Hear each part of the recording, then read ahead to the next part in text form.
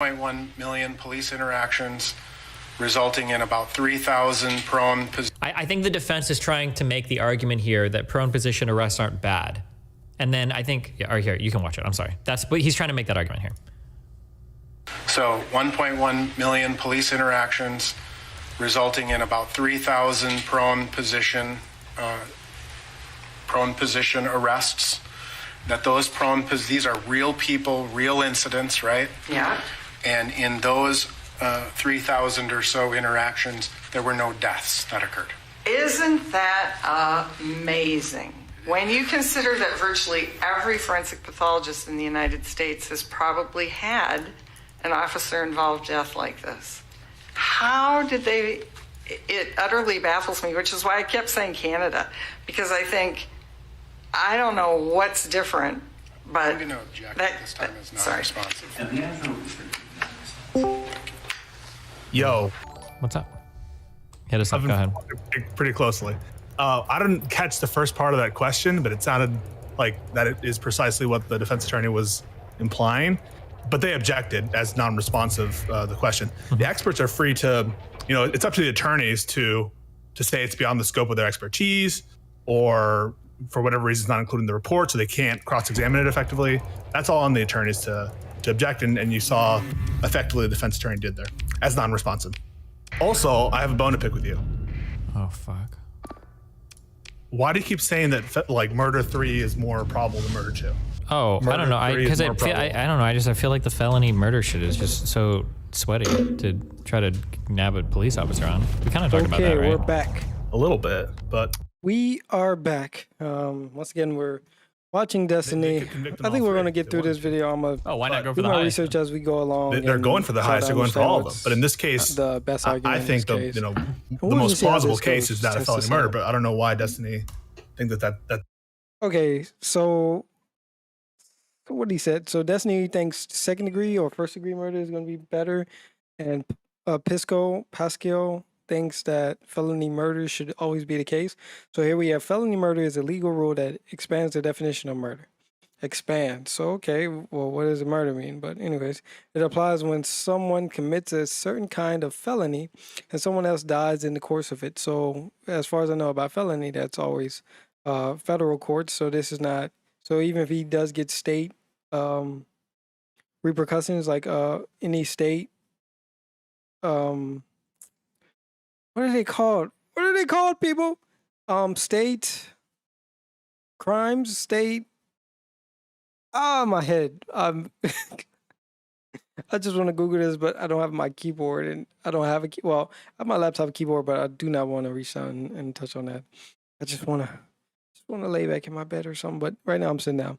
Anyways, felony murder, or in this case, any felony is from the federal defense prosecutors that are putting charges. There you go, charges on you. And so in this case, it would be a federal court felony murder. And then there's regular murder and, regular first degree, second degree. I don't know if there's like a federal first degree, second degree, or whatever the case. But that's what I'm thinking. That's what this, at least felony, means in this case. Just the word felony. And then, like it says, expand. So, well, that's an extra precursor on top of the whole definition itself. Anyways, felony and someone else dies in the course of it. So it applies when someone commits a certain kind of felony and someone else dies in the course of it. So I guess so if you're, what's a felony? Selling more than 3 grams in Florida would be a would lead to a felony charge, more than 3. Let's say like 100 grams, so you'd get a felony. And if you're in the act of soliciting or selling it, so if they catch you selling it, and what happens? You sell it to somebody, you get into an argument, they try to rob you or something like that. So now that the cops saw you selling it, and then you had to kill the guy because he was trying to rob you. So now I guess that would be felony murder because someone else dies in the course of it. In the course of you soliciting drugs. It doesn't matter whether the death was intentional or accidental. The defendant is liable for it. Implausible. And so in this whole argument, it seems like On Pisco the attorneys to object, and you saw The question. The experts are free to, it's up to the attorneys to say it's beyond the scope of their expertise, or for whatever reason, not including the report, so they can't cross-examine it effectively. That's all on the attorneys to object, and you saw effectively the defense attorney did there as non-responsive. Also, I have a bone to pick with you. Oh, fuck. Why do you keep saying that murder 3 is more probable than murder 2? Oh, I don't know. I don't know. I feel like the felony murder shit is just so sweaty to try to nab a police officer on. Okay, so it seems like we're going to have a whole argument about the fact that Pisco thinks that he should, Derek Chauvin should definitely get felony murder as well as any other charge that, whatever he believes in. And Destiny thinks felony murder is too much, or either too much or it doesn't make sense in this case. And then he's probably going to bring up some, well, I've watched a little bit of it, so he's going to bring up some other areas where if they did say felony murder in this case, then it's like, okay, well, we can just use this for a lot of things that, especially in the precursor of that, a cop has been caught in the act or been in the act of killing somebody, unintentional, intentional, whatever the case may be. I think felony murder doesn't have to be, it can be intentional or accidental. So now every cop that's in this situation will be by precedent under the clause of felony murder with whatever other charges they get. So I think this is going to be one of Destiny's argument, but 1, 2, there we go. So then can I just...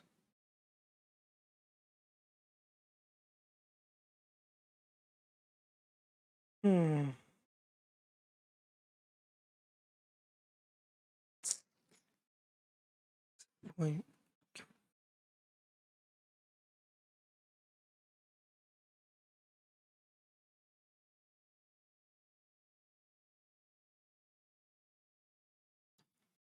S&D. I talked about that, right? A little bit, but I thought you said that they could go down charges if one doesn't stick. Is that not true? they can. They could convict on all 3 if they wanted to. Oh, why not go for the highest then? They're going for the highest. They're going for all of them. But in this case, I think the most plausible case is that of felony murder. But I don't know why Destiny think that's implausible. Do you think that a police officer shouldn't be liable for assault? Suppose I'll give you a hypothetical. Well, no. So I think we talked about this a little in DMs. I was just saying that it feels like if you set the precedent that felony murder is okay to nab cops on, it feels like there's all sorts of that would come up in almost every single wrongful death or whatever, every single death that resulted from police interactions would all start to fall under that. I'll preface this by saying I don't agree with felony murder anyway. I think it's a bad doctrine. But if we're going to have it, do you think that cops should be liable for felonious assault? So suppose that a cop pulls you over, takes you, and is, whatever the use of force here, it's okay for them to pull you over, and it's okay for them to cuff you. But instead of cuffing you, they just beat you over the head repeatedly with a flashlight. Would you think that cop should go to jail or at least be charged with assault?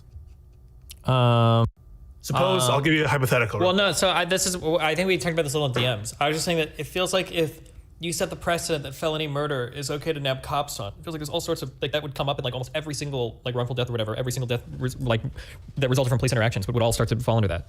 I'll preface by saying I don't agree with felony murder anyway. I think it's a bad doctrine. But if we're going to have it, do you think that cops should be liable for felonious assault? So suppose that a cop pulls you over. Okay, criticism. Critics of the felony murder rule argue that the rule is unjust because it requires no intent to kill.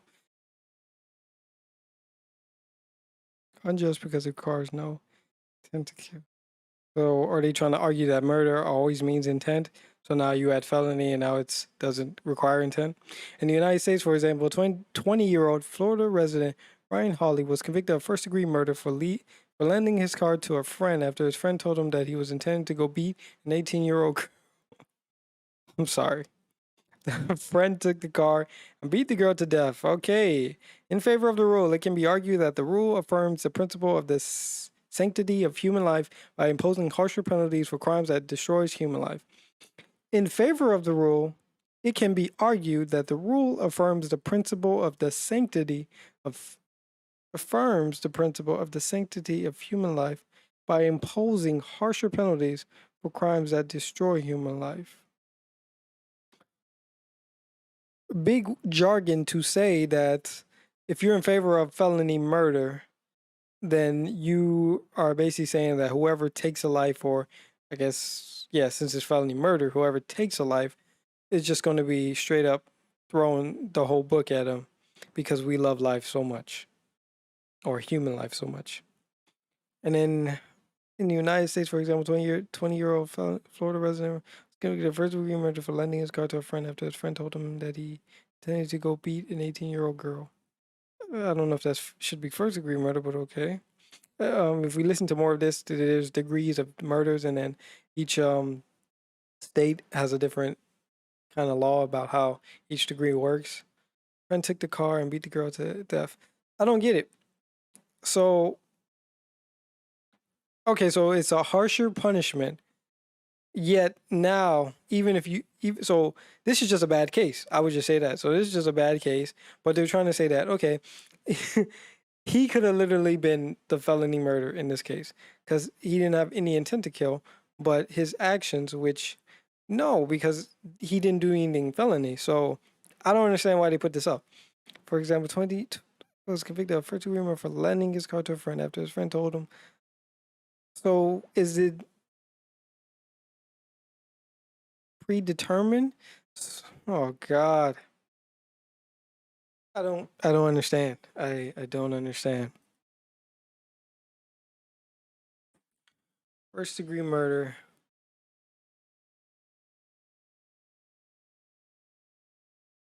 First degree murder is a capital offense and only has two possible sentences, life or death. Under Florida statute, the crime of first degree murder is committed when a person commits either premeditated murder or felony murder. Oh.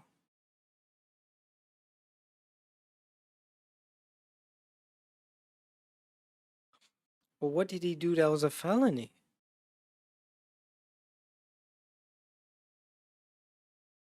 Now I gotta go look up the Ryan.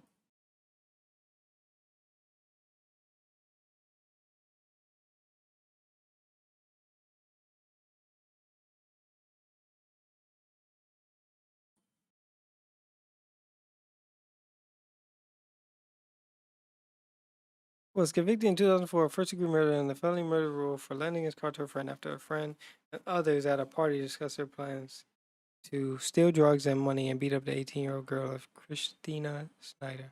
Former resident of Pensacola, Florida, United States, he is now serving a sentence of 25 years at a Graceville Correctional Facility after his life without the possibility of parole sentence was commuted.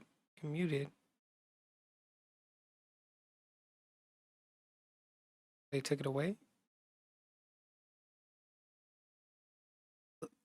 Life imprisonment is any sentence of imprisonment for a crime.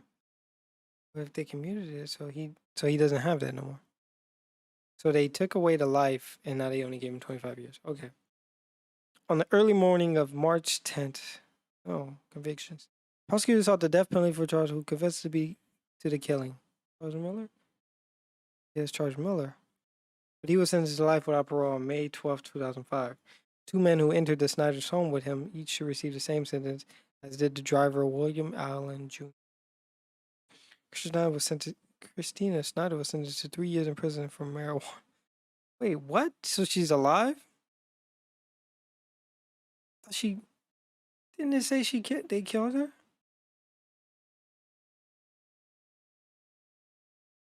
It says beat the girl. So how did she go?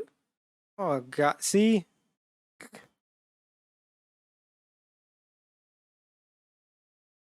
On the early morning of March 10th, after a night apart, Holly lent his car to a friend and housemate. William Allen Jr. Allen used the car to drop three men off at the house of Christian Snyder, where they removed a safe containing 1 pound of marijuana and $425. In the burglary, one of the men, Charles Miller Jr., used a shotgun he had found in the house to bludgeon Jessica Snyder to death. Okay. And then, so they didn't beat her to death. They killed Jessica Snyder. So I guess that's like her sister, and then the girl they went for actually went to jail for marijuana. Yeah, Holly was 1.5 miles away. Holly, who had given a police statement in which he seemed to admit knowing about the burglary, was convicted on August 3rd, 2004 of first-degree murder under a legal doctrine known as the felony murder rule. The doctrine pardons murder liability for participants in violent felonies to include the killing by an accomplice.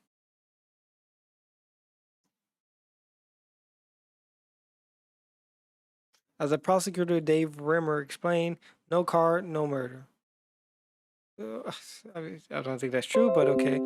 The victim's father, Terry Snyder, concurred. It never would have happened unless Ryan Holly had lent the car. It was as good as if he was there. I don't agree with that, but Allen said in a pretrial deposition that all Holly did was to say, use the car. I mean, nobody really knew that girl was going to get killed. It was not in the plans to go kill someone, you know. Holly had no criminal record. He had lent his car to Allen countless times before. In a 2007 interview to the New York Times, Holly stated that I honestly thought they were going to get food, adding that when they actually mentioned what was going on, I thought it was a joke. He added that he was naive and he had been drinking all night, so he didn't understand what was going on. I mean, okay, I would just say regardless of all that, like, I don't think, of course, you know, I think anybody would just say this, so whether he could have been drinking, but to not understand and to think it's a joke, I think that's a fair read. I can believe that. I don't believe the naivety. I believe the drinking, and I don't believe he didn't understand. But I think you can take joking and be like, okay, you're really gonna do this, like for real, man. And then if you're not pushing it, it's a group of people. I mean, you're not gonna be the one that's gonna stand back and then like, no, guys, you're not gonna do this. Especially we don't. Okay, especially if these guys are willing to go steal, rob, kill. I mean, I don't think he had a choice in the matter in that case to say, oh no, you know, yeah, I'm just go home now. No, we literally told you the plan in front of us. We need your car in this, so like you're you're a part of this. Um, but anyways, so I guess so in his case, I get is it a felony to be an accomplice, killing by an accomplice? Under the English common law, an accomplice is a person who actively participates in the commission of a crime, even if they take no part in the actual criminal offense. For example, in a bank robbery, the person who points a gun at the teller and demands money is guilty of armed robbery. Anyone else directly involved in the commission of the crime, such as the lookout or the getaway car driver, is an accomplice. Even if in the absence of underlying offense, keeping the lookout or driving car would not be an offense. Keeping the lookout such as lookout and driver is an accomplice, even if in the absence of an underlying offense, keeping a lookout or driving a car would not be an offense.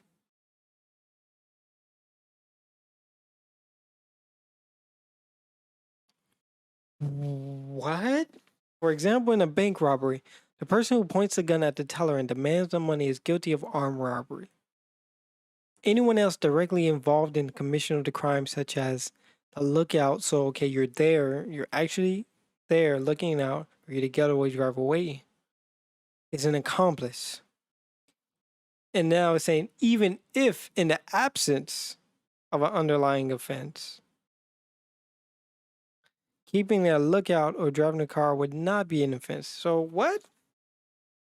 I call bullshit, but an accomplice differs from an accessory in that an accomplice is present at the actual crime and could be prosecuted even if the main criminal, the principal, is not charged or convicted. An accessory is generally not present at the actual crime. It may be subject to lesser penalties than an accomplice or principal.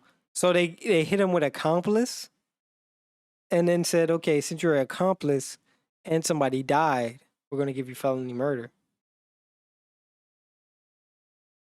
So being an accomplice is a felony?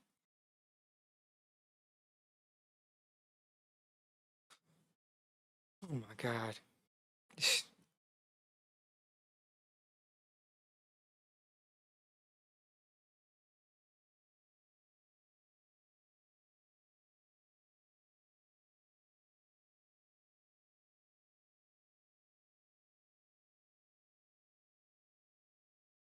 Oh, bear with me, my peoples. Gotta go to Cognito.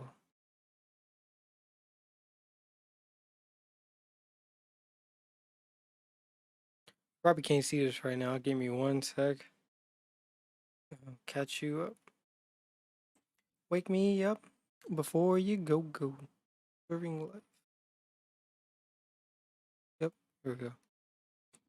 Okay, so continue.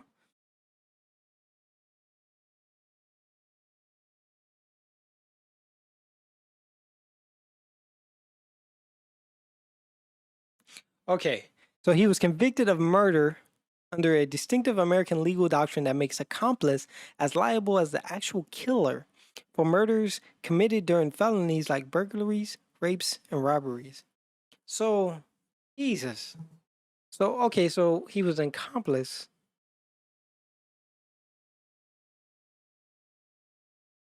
So the word accomplice is not, is that an actual, can you be charged for an accomplice?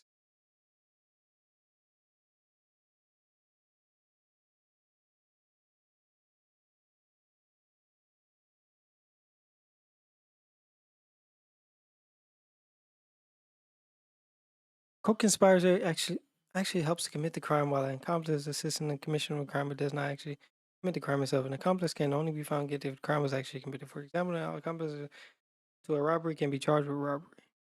Mm. Okay, so as far as legal terms, they use accomplice to then say, okay, because you're an accomplice, we're going to charge you with robbery, and in his case, we're going to charge you with murder. And then because we want to be even more stringent, is that the word? I don't know. Stringent.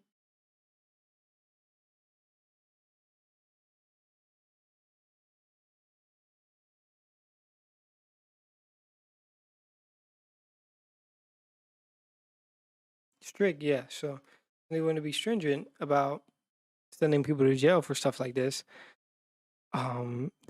So we go from accomplice to murder to felony murder, or I guess just murder to felony murder. Okay, so we got that. Took us a year to get there, but let me get y'all back. Let's go back to Destiny. You got to hear my commentary on that. And I'm gonna switch y'all back to the right screen. Anyways, so okay, so now we know the truth. We kind of got the story. Ryan Holland gave his car for somebody to commit first degree murder. It's first degree murder because premeditated. They knew they didn't know they were going to kill her, but they beat her to death. So, or they had a whole plan that led to death. Now, maybe I guess the defense probably tried to argue that, okay, well, we can't really say it's first degree murder. I mean, I don't think anybody thought that they were going to go there and kill her. They just thought they were going to beat her up and take her stuff, so we can just leave it to robbery. But anyways, first degree murder for lending his car to a friend. So he was charged as an accomplice, which led when they killed Jessica Snyder. I don't know if she was the 18-year-old girl. When they killed her, led to murder. Because he's an accomplice, they gave him felony murder. And now the critiques of the felony murder rule argue that the rule is unjust because it requires no intent to kill. So they could use that felony murder because at the end of the day, whether he knows what was going on or not, and whether they were going to kill him or not, all that doesn't matter. And the big argument that we saw in the case was that no car, no crime. So, I mean, it just all sounds fucked up. But we did also see that they commuted his sentence.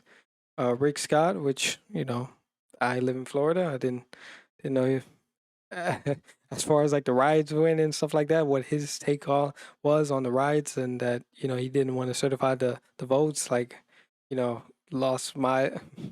I mean, I don't know much about him, but seeing that was just like wow. And then there was like some other stuff that I just can't talk. I can talk about it, but I don't remember that he did back in 2020. That just like. He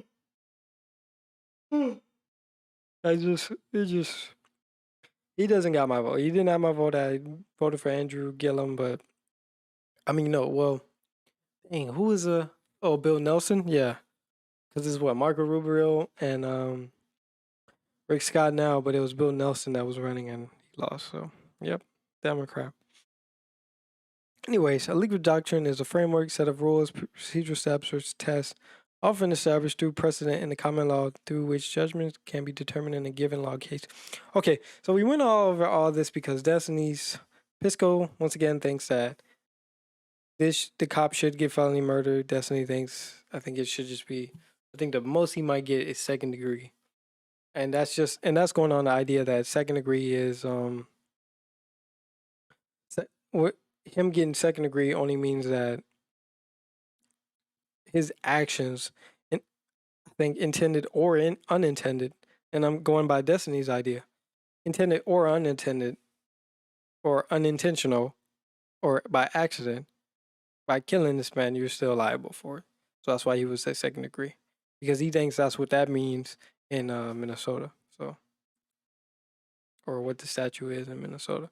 But once again, Pisco is going to tell him, hey, it's different everywhere, and then I think that's, at that point, you just listen to the experts. So we'll see.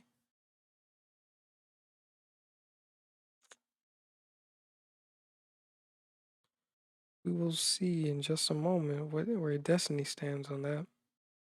Takes you, and is, whatever the use of force here, it's have it. Do you think that cops should be liable for felonious assault? So suppose that a cop pulls you over, takes you, and is, whatever the use of force here, it's okay for them to pull you over, and it's okay for them to cuff you, but instead of cuffing you, they just beat you over the head repeatedly with a flashlight. Would you think that cop should go to jail or at least be charged with assault? Yeah, I think they should be charged with assault. Yeah, for sure, with battery or whatever, right? And if that happened between normal people, same deal, correct? Yeah, of course. Okay. Now, if that happened between two normal people, and as a result of that assault, you didn't intend to kill that person, but the person just dies because they had a traumatic, it was at the wrong time, the wrong place, and you just happened to kill them with your flashlight. That would be liable for felony murder, wouldn't you agree? It's an assault is an inherently dangerous felony. Okay, you can correct me if I'm wrong, but wouldn't that just be? It could be another form of murder. Yeah, I was gonna say, wouldn't you get like second degree or something at that point? I thought felony murder is more like. Here's not my issue with felony murder. Maybe I just don't understand felony murder. Excuse me. My issue is, let's say that you're like 3 or 4 cops get called to a scene or something, right?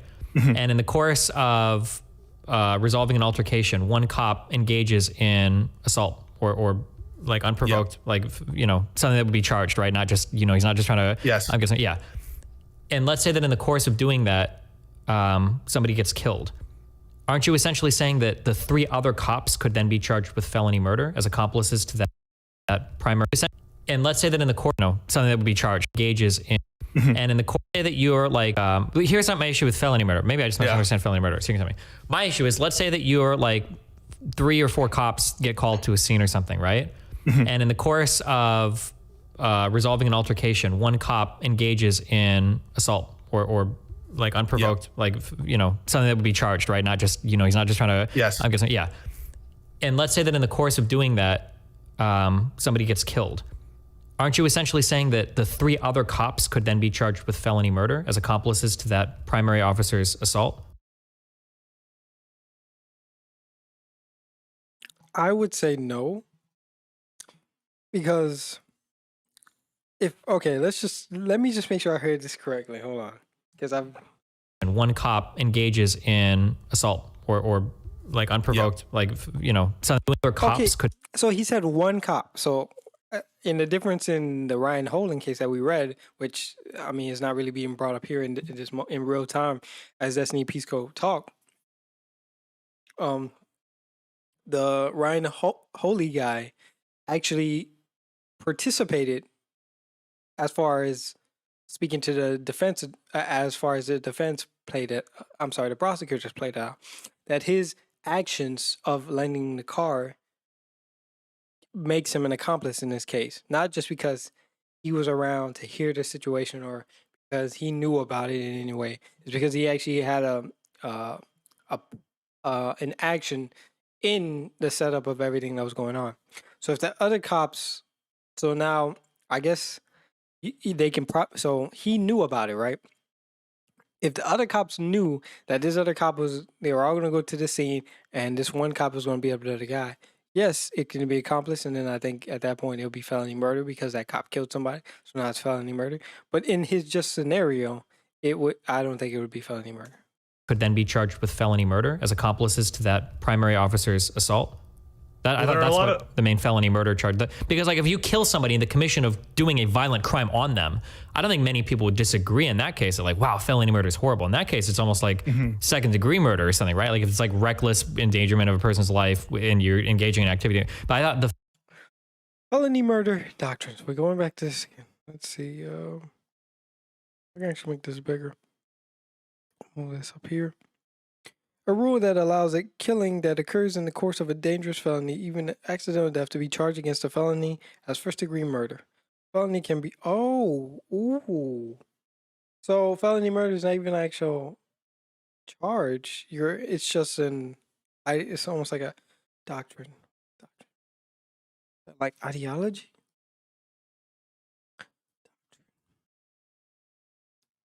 A belief or set of beliefs held and taught by a church, political group, party, or group.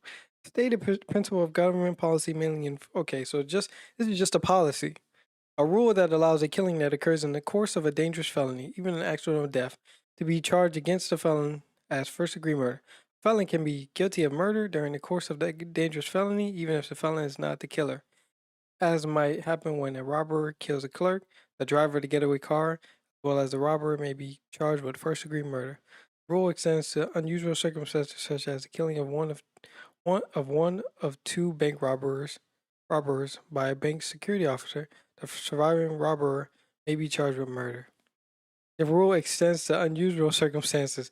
So, okay, because the security guard killed your dog, killed your guy, the survivor has to deal with the repercussions. The felony murder shit is like you're the getaway driver for a robbery, and during the course of the crime, somebody has a heart attack in the gas station, and now you're looking at down the barrel of like a felony murder charge. I thought that was why people get so upset about felony murder. Now you're getaway driver of a person's murder is horrible. In that case, it's almost like second degree murder or something, right? Like if it's like reckless endangerment of a person's life and you're engaging in activity. But I thought the felony murder shit is like you're the getaway driver for a robbery, and during the course of the crime, somebody has a heart attack in the gas station, and now you're looking at down the barrel of like a felony murder charge. I thought that was why people get so upset about felony murder. So let's start even more basic. What in your mind? What's murder? Well, this is a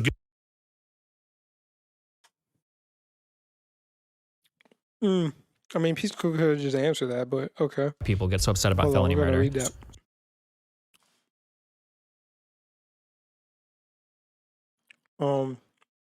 Sacramento, late in the evening on January 27, 2004, four teenagers broke into an elderly neighbor's house in the southern California towns of Paris, looking for cash.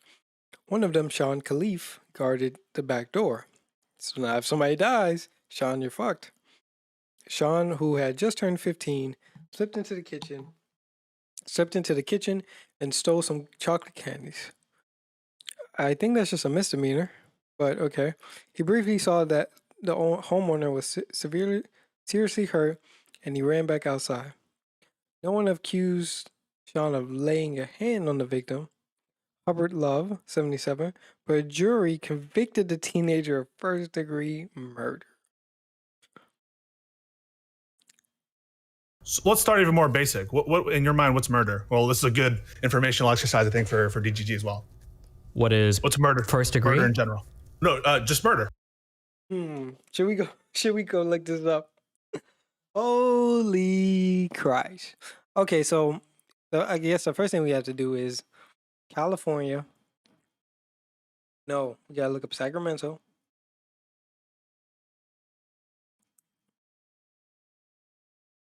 Did he break in?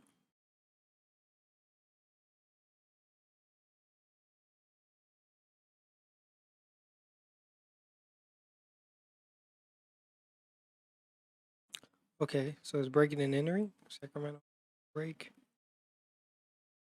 and turn.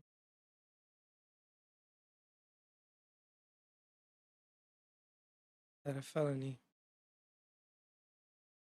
In order to be convicted of burglary, the defendant needs to be entered a home or building or locked car or the type of vehicle like an RV with the intent of committing a felony or theft while inside. Third, let's just go look up what was it? Sean Khalif.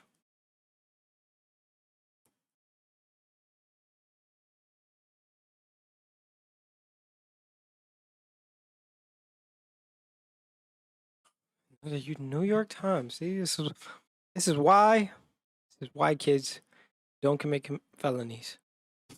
You don't commit crimes. The moral of the story is please don't commit any crimes, people. Please, man. They're just ready to lock us up. Ready to lock you up for long time, my peoples. Long times.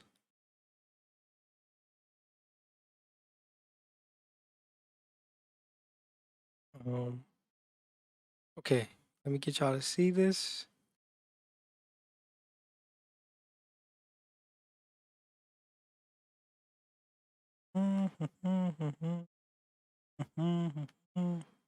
Okay. Can you see? Can you see? Can you see? Can't see.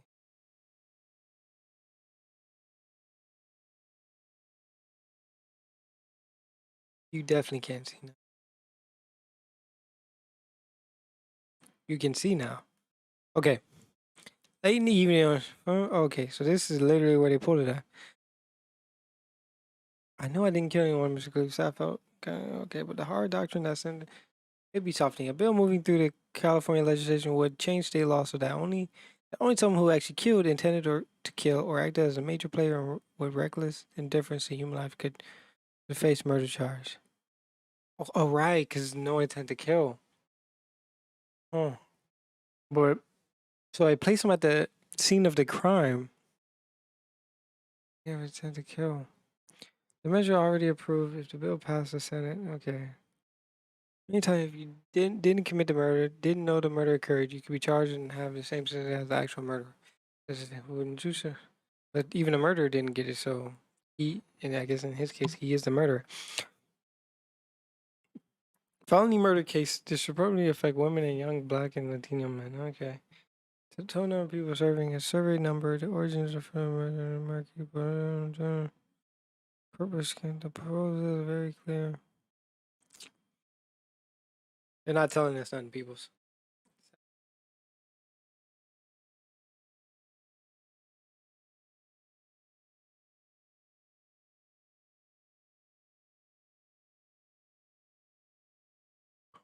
Did I write his name right?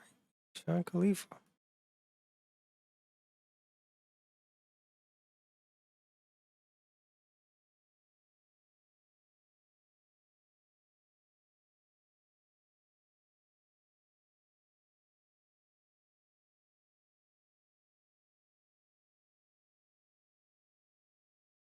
When was it? 2005? No, 2007.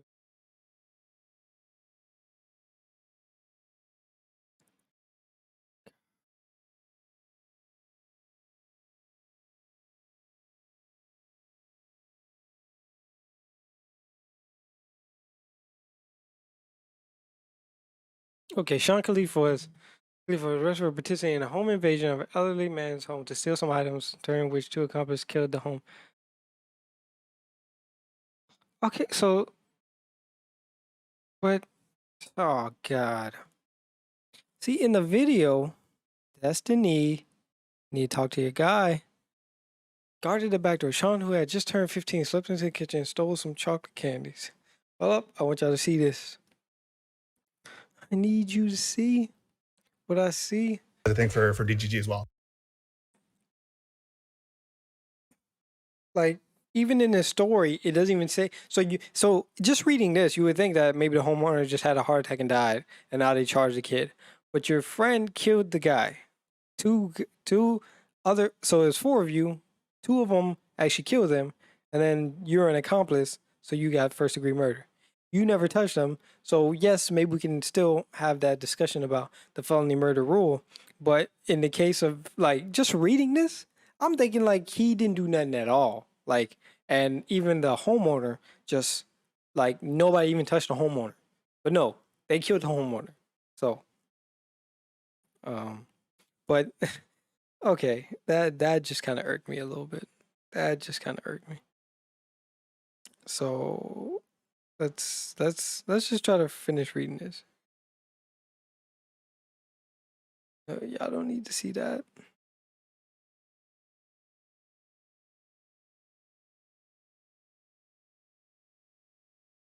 Okay, so in a home invasion of an elderly man's home to steal some items during which two accomplices killed the homeowner. Khalif was not tried until 3.5 years later, although state courts found that he objected to continuances for only about 8 months of that time. Khalifa now seeks habeas relief for his delay. We review whether Khalifa properly exhausted his claim that his federal Sixth Amendment speedy trial right was violated by the delay in the trial.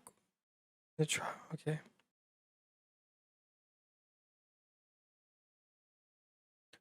Whether the California courts reached the merits of claim, okay, we apply the.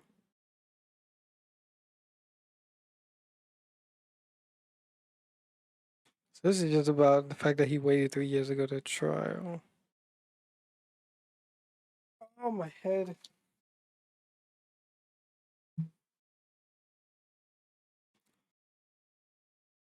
Okay, a jury convicted defendant of first-degree murder and conviction with Khalifa's alleged participation in the burglary and robbery of 77-year-old Herbert Love's home. Federal Fernando Gil, and if they were charged with the murder of Love, who was also charged with the murder of Juan Pina, who allegedly participated in the murder of Love.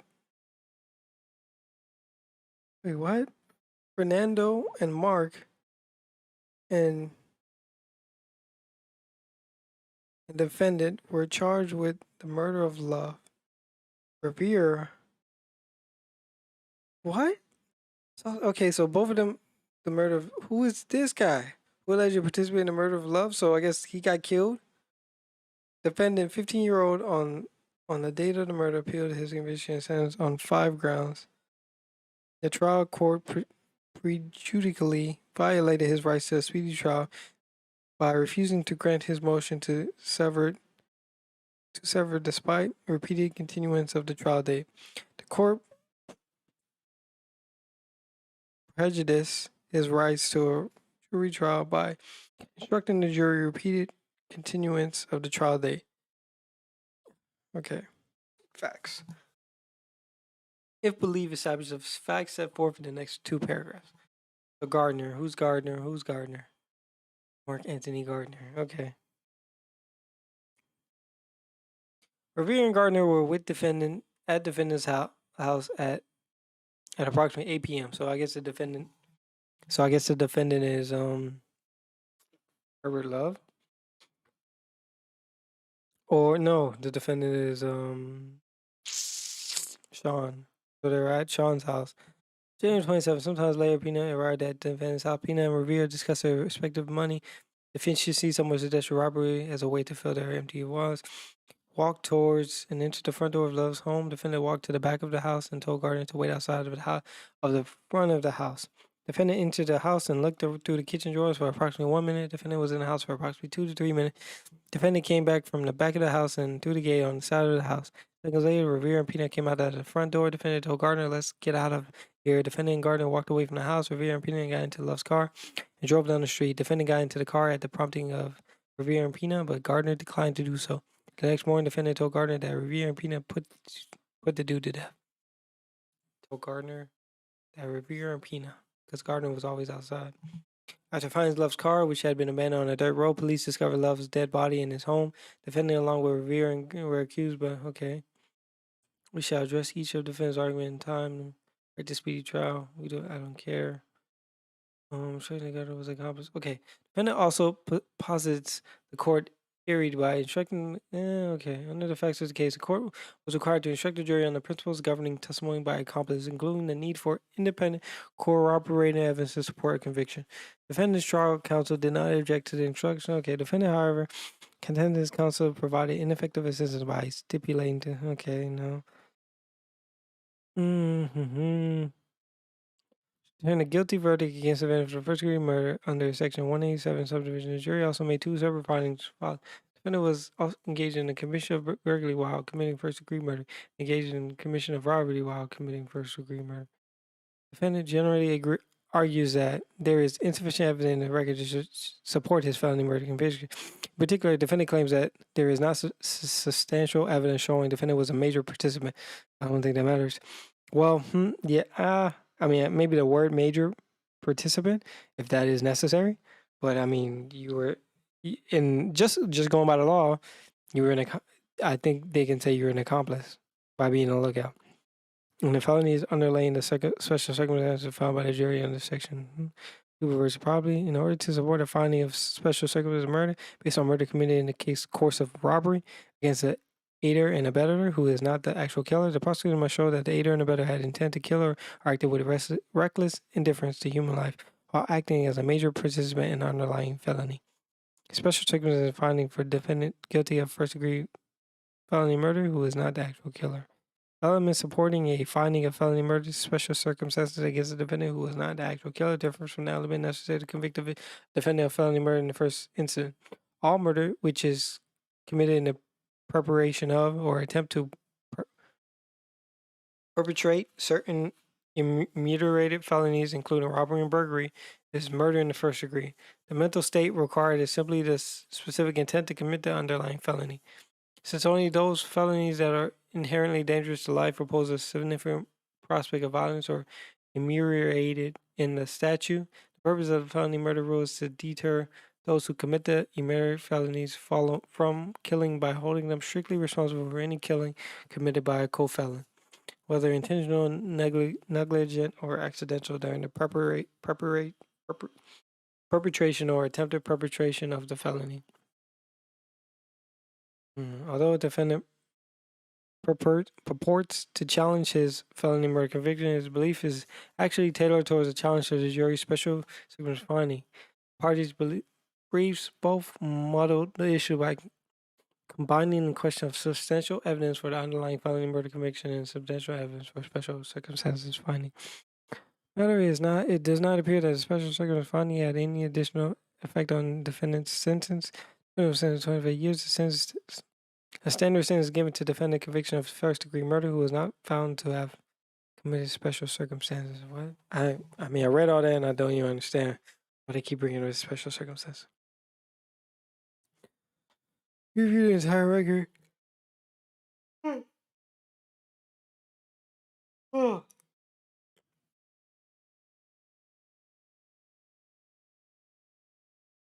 Okay, well, so the man. Okay. We read all that, but I don't think we really even needed all that to be read. So we're just gonna move by. I think we do get it though, that since his friends killed the guy and in some way it's very lenient for the law to say that you've been an accomplice, so you're just fucked. You're just fucked. What's murder? First degree? Murder in general. No, just hopefully murder. if you What's murder? Hopefully if you're committing a crime, please don't let nobody die. Not even your friend. Nobody better die. The unjustified killing of another person? With malice. So the term that is the legal term of art that's used in the Okay. What are they talking about? Felony We're murder. just let's start even more basic. one. Yep. What in your mind? What's murder? Well, this is What's a good murder? informational. Murder is just killing somebody. Unjustly? Yeah, unjust killing. Exercise, I think, for DGG as well. He's gonna say this. I'm stealing this from Destiny. Sorry, Destiny. What's murder? First degree? Murder in general. No, just murder. What's murder? The unjustified killing of another person? Thank you. With malice. I didn't know that part. Well, I knew it because I watched some of this videos.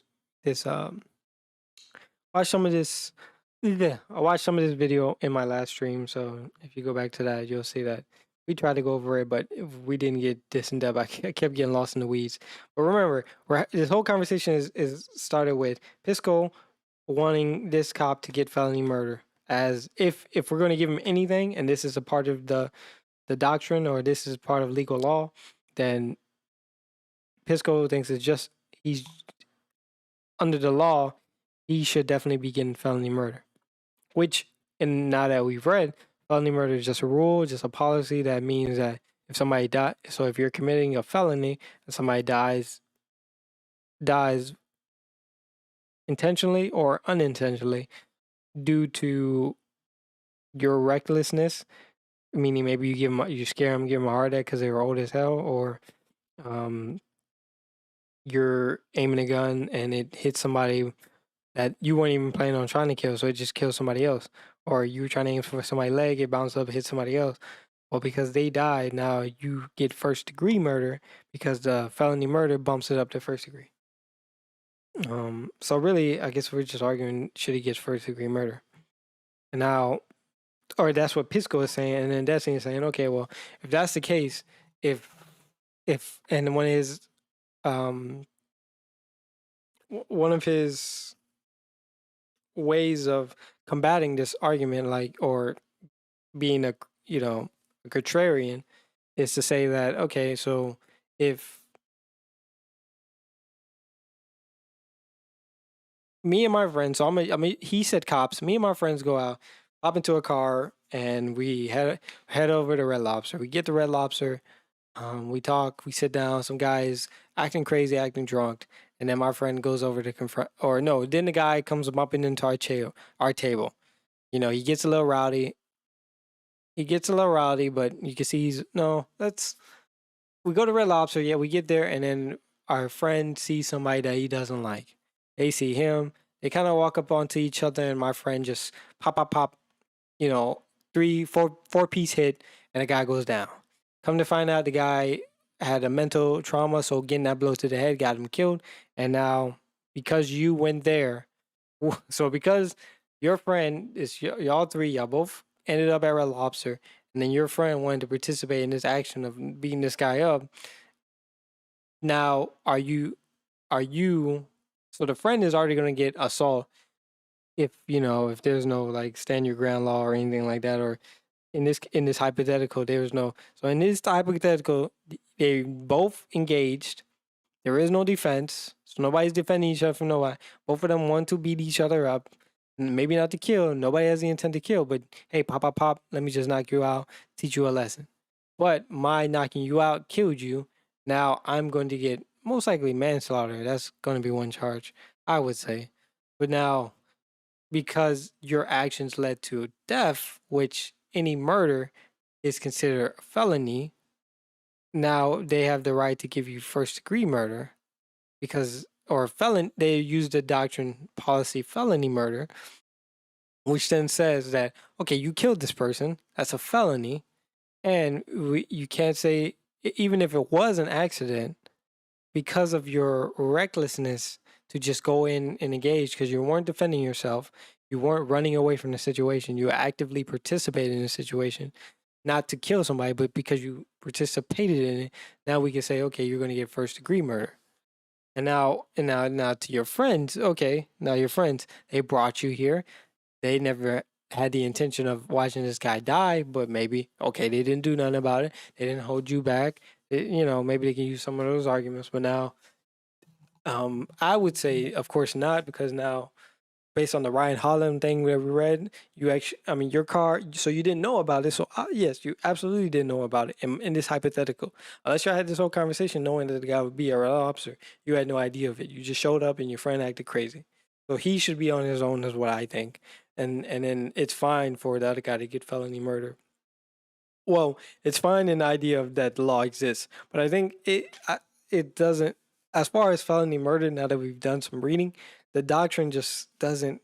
I don't think it has a purpose. Like, okay, you killed somebody, and now we're saying, okay, you should get life because you never had the intent to kill that person.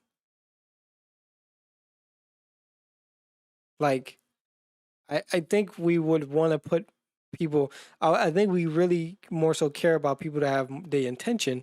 We need to take you out of the world because you have the willpower. You don't have the willpower to hold yourself back to participate in society by not killing people. You really actually think that having a plan, going out there, or not even having a plan, but killing somebody is a good thing to do.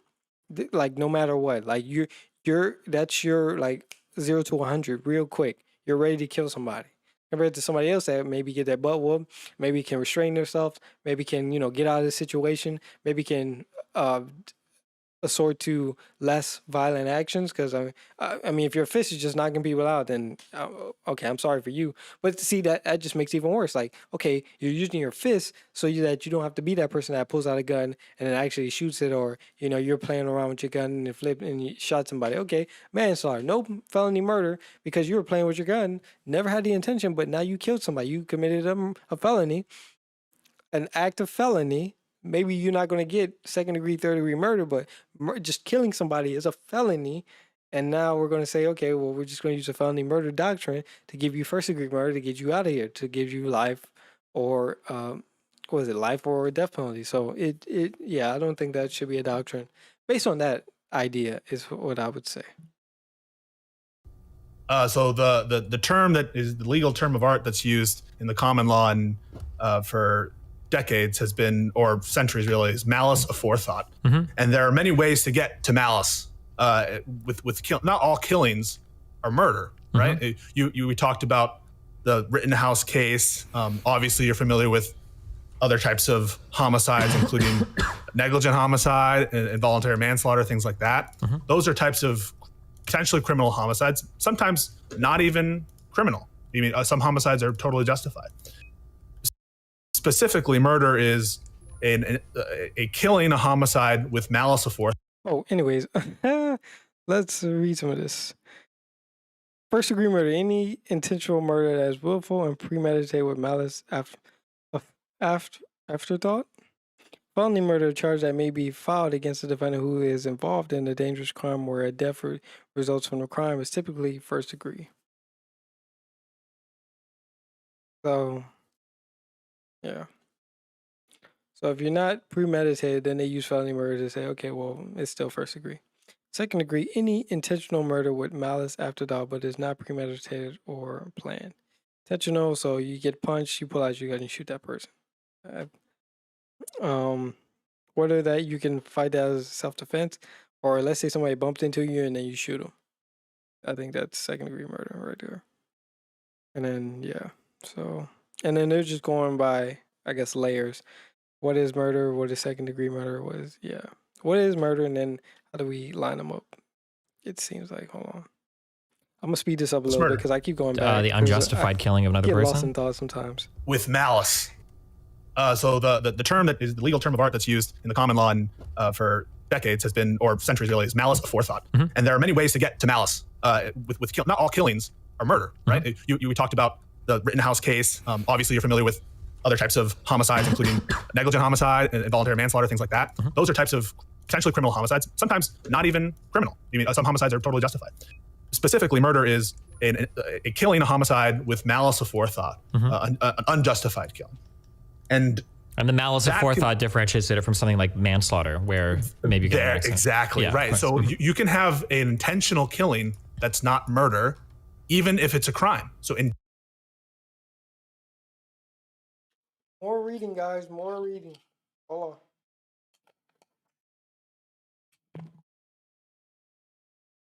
Supposed to have a friend come over.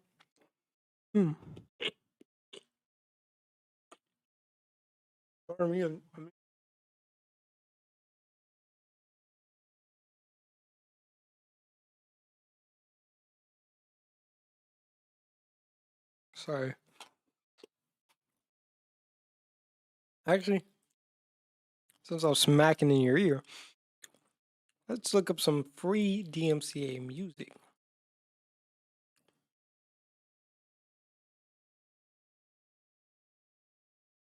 Hey, look at me. I'm on the front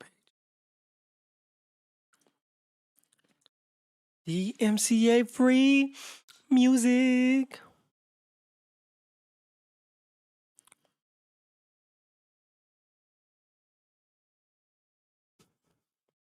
I like how it says that. Is it really? Can I really trust you? But what we're going to do here is we're going to turn this down as low as we can get.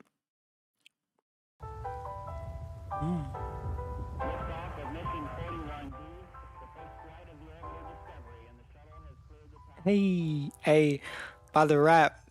Hey, check me out. Okay. No,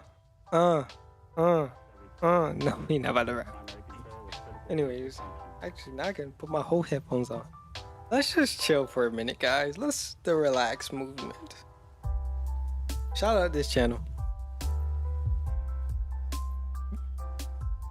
Definitely DMC it free. It's just not that popping, but hold on, let's turn this up real quick.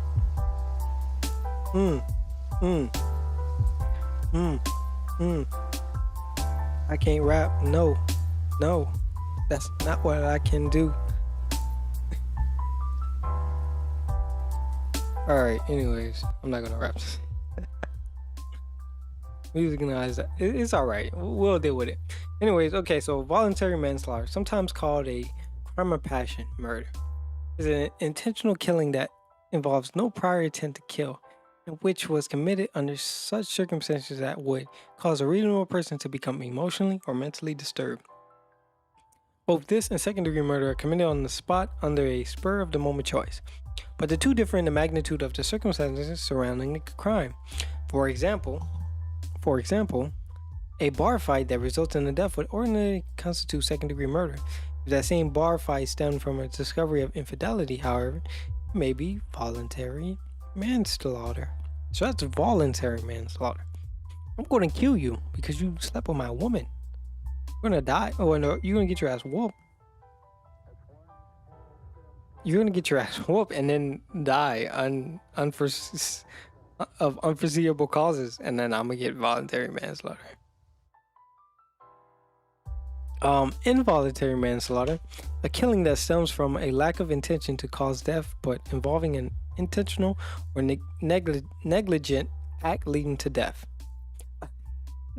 A killing that stems from a lack of intention to cause death, but involving an intentional or negligent act leading to death. So your actions had intent to them, but without fair thought, you weren't thinking properly about how your actions would lead to what you're doing. So you did something that was, so it's like you did something that in normal circumstances, we would say that, okay, if you play around this edge of the curb and there's like cars flying by, you might get hit by a car. So your act is not negligent because you're putting yourself in a situation that can get you killed. So now in this case, you're doing something that's going to kill somebody that we would normally say that, hey, you shouldn't be doing that, or it's going to lead to somebody's death. And I should just kept reading. A drug driving related death is typically involuntary manslaughter. Note that the unintentional elements here refers to the lack of intent to bring about the death. All three crimes. Note that the unintentional element here refers to the lack of intent to bring about the death. All three crimes above feature an intent to kill, whereas involuntary manslaughter is unintentional because the killer did not intend for a death to result from their intentional actions. So see also vehicular homicide, causing death by dangerous driving, gross negligence manslaughter, causing death by criminal negligence, right? Intentional equivalence.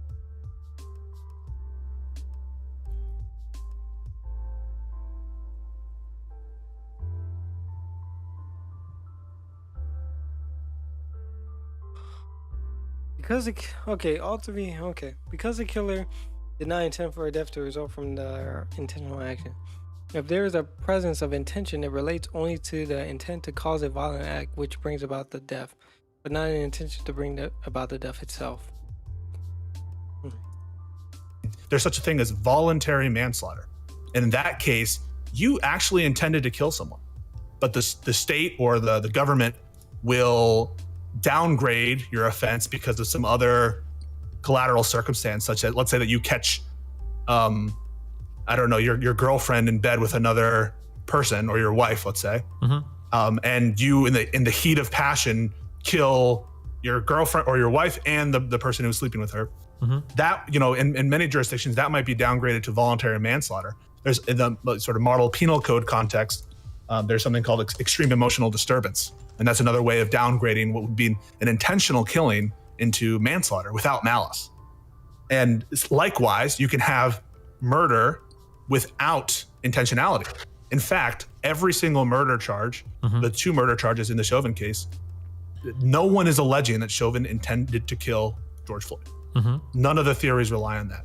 The third degree, and don't get your guys' Doesn't heads twisted. I thought the second degree murder yes. imply some intentionality, even if it lacks like forethought or whatever. That like if you were getting on a second now for the third degree murder, my understanding is you're correct, but for the second degree murder, that would require him to have that malice of forethought. So let's be clear. Every single state can have different rules about how they define their murders. So Why? If you into manslaughter,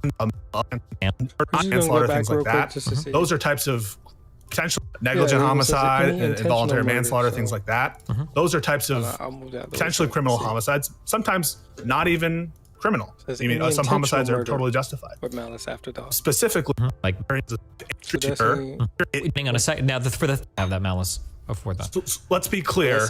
Every single state can have different rules about how they define their murders. And so degrees change between states. And so when we're looking at degrees, this is very specific to Minnesota. Although other states might have similar type statutes. Minnesota defines second degree murder as either an intentional killing. So let's suppose that you're on the street, you see someone on the street, you don't like how he looks, you pick up a gun and just shoot him in the face. That would be an intentional killing, would be second degree murder. You might be asking yourself, well, what's first degree murder? In Minnesota and many other jurisdictions. Second degree murder in Minnesota can be intentional or hopefully I can't hear that dog, but can be intentional or unintentional in Minnesota, which is a charge Chauvin faces and is punishable by up to 40 years in prison if convicted. Third degree murder would require a lower standard of proof than second degree. Jurisdictions, there's an additional sort of factor known as premeditation. And that's essentially lying in wait, cold-blooded murder, where you planned it out a while back or something, or not even, it doesn't even have to be that long. But there's another theory of second degree murder in Minnesota, and that's felony murder. And it's an easier charge to complete, which we'll explain in some reason.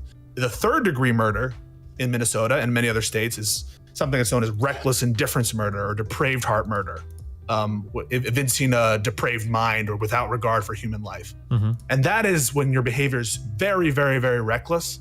And it's so reckless that we're gonna attribute malice to you. You know, you shot randomly in a parking lot. Sure, you didn't intend to kill anybody, but it just so happens that you ended up killing someone. You're so reckless that the law is gonna consider that malicious.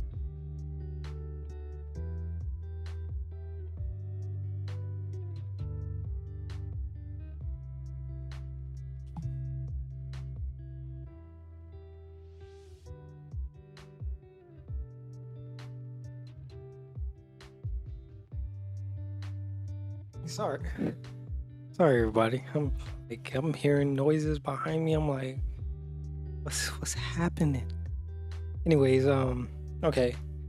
The offense of third degree murder in Minnesota applies to those who cause death without intent by perpetrating an act eminently dangerous to others and evincing a deprived mind without regard for human life. The appeals court said the third degree murder statute applied even if just one person is put in danger.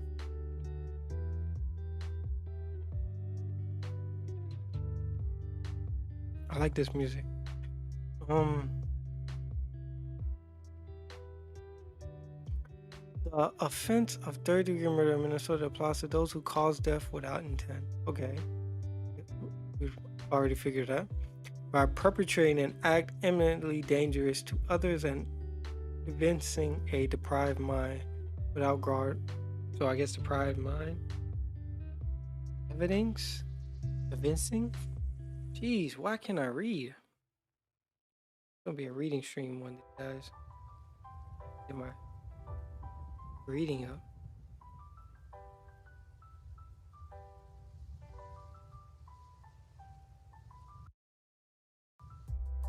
Evincing.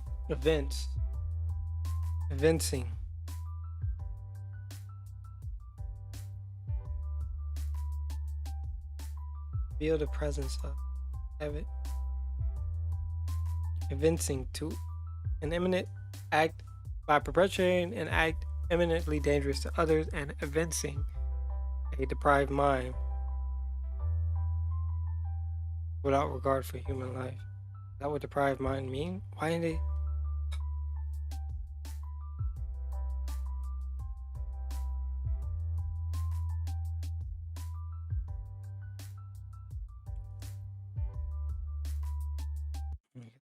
Legal definition.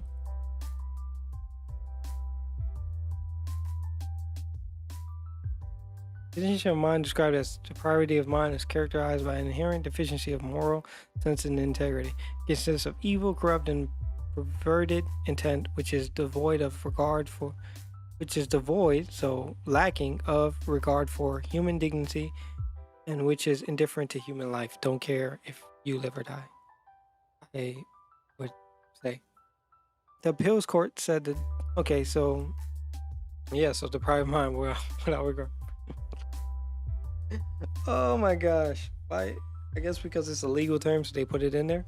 The appeals court said the third degree murder statute applied even if just one person is put in danger. Oh, because it says dangerous to others?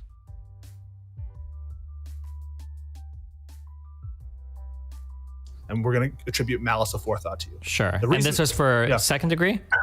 This would be for the context of Minnesota. That's third degree. Gotcha. So Okay.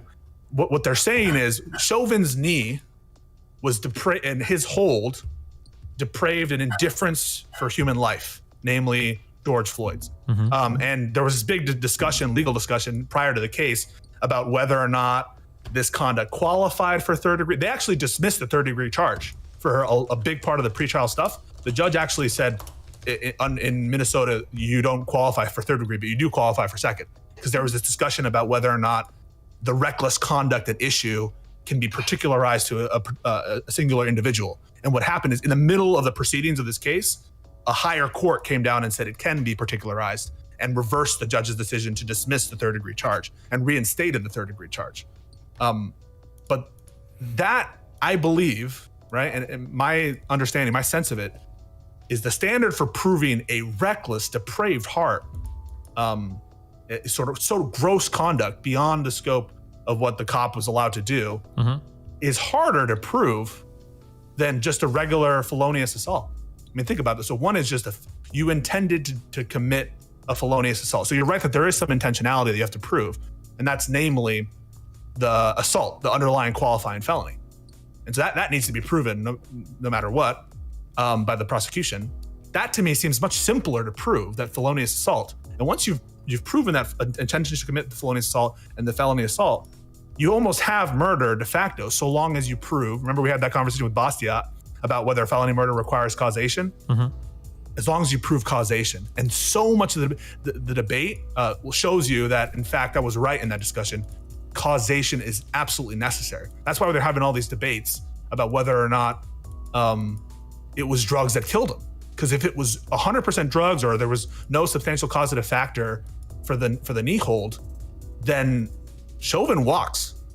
And that's why these expert witnesses about how he died are so important. Because if they say it wasn't the knee, it was the drugs, for the most part, Chauvin wins. Yeah, of course. Yeah. And so my reading of it is, as a legal plausibility thing, to me, it's a lot easier to prove a felonious assault than this depraved heart standard and this gross departure. Wait, so the depraved heart thing, you saying that would be third degree, or that would also be second degree? That would be third degree. That would be third degree. And it's weird because the second degree, for me, it would be extremely weird to see a third degree murder conviction, a manslaughter conviction, and not a second degree conviction. Because if you prove that he's, gone far beyond the standard, you prove that he's caused the death already, how can you have not proven the simple felonious assault? It would seem almost to be a byproduct of. And how would you prove the assault? Sorry, say this again. Right. So one of the big other questions besides causation is, what is the police standard, in fact? Right? So everyone's talking about, well, is this knee hold acceptable? Did they teach it? Is this a gross departure? Is this, what was the crowd acting like? Were the cops confused? Did they hear things? Did they not hear things? Those kind of factors play into whatever the police standard was. And because you can have, as you know, cops interact with people all the time. in aggressive ways. They have to do their job. You can't just have a system where if I believe that cops shouldn't be allowed to touch you, I don't know what I would say to you in the defensive property cases, because then it really would be you let all the robbers of the world get away with everything. Yeah, there has to be some implicit threat of violence behind every police interaction. Correct. Otherwise, you would just infinitely avoid cops, or who the fuck would care if a cop was approaching you, just walk away and never That's talk right. to them, yeah. But you, of course, you would probably be aghast at the flashlight example I gave you. Like, you would, of course, want that, whoever that cop was who hit me with a flashlight when he only should have, did a DWI check, he should go to jail, right? Yeah, And so, or be charged, yeah. Or be charged. And so the question is, was this a departure from the use of force standard? And was it, so you can already see why it's so much harder and complicated to charge police officers, because they have a ready-made defense of justification for their use of force. And so that's what makes oftentimes charging these cops very difficult. In the case of the Breonna Taylor shooting, I don't know if you remember, there was no charge in that case for the cops who actually shot at and supposedly killed Breonna Taylor. Wait, oh no, for those cops, for sure. And I mean, I don't think there should have been any charges for the shooting. I don't know about the breaking and entering, but the guy that shot from outside, that guy was charged. That guy was charged, but so notice what he was charged with. Reckless endangerment or something? Yeah. Yeah. But why wasn't he charged with the murder? Because he wasn't the one that hit them. He didn't cause it. Yeah. Right. And so because he didn't cause it, they can't even charge him with manslaughter because he didn't cause it. They determined, right? And remember, this wasn't a jury determination. This was, people have discussions about this, so that you should trust the police. They had a quote unquote special prosecutor, I think, brought in but I think he might have just been. All right, we're going to start this week's COVID. We're going to come update back to that in just a minute. Check out David Pakman. I will be into the U.S. instead of starting with the United States, because right now the global context is increasingly important to figure out what's going on, because globally cases are actually almost at a peak right now. We are almost at a pandemic high globally, with about 675,000 cases per day, which is close to the absolute highest point we had, was about 745,000 cases per day. So thanks to just huge spikes in some countries and then small spikes in others, we are, of all of this time, going all the way back to whenever we're calling the beginning, February of 2020, or really even earlier, although we didn't know the number of cases at that time, we are essentially close to the global peak of cases right now. Now, it's important to understand that as more people get vaccinated, cases will mean less and less, in the sense that a COVID case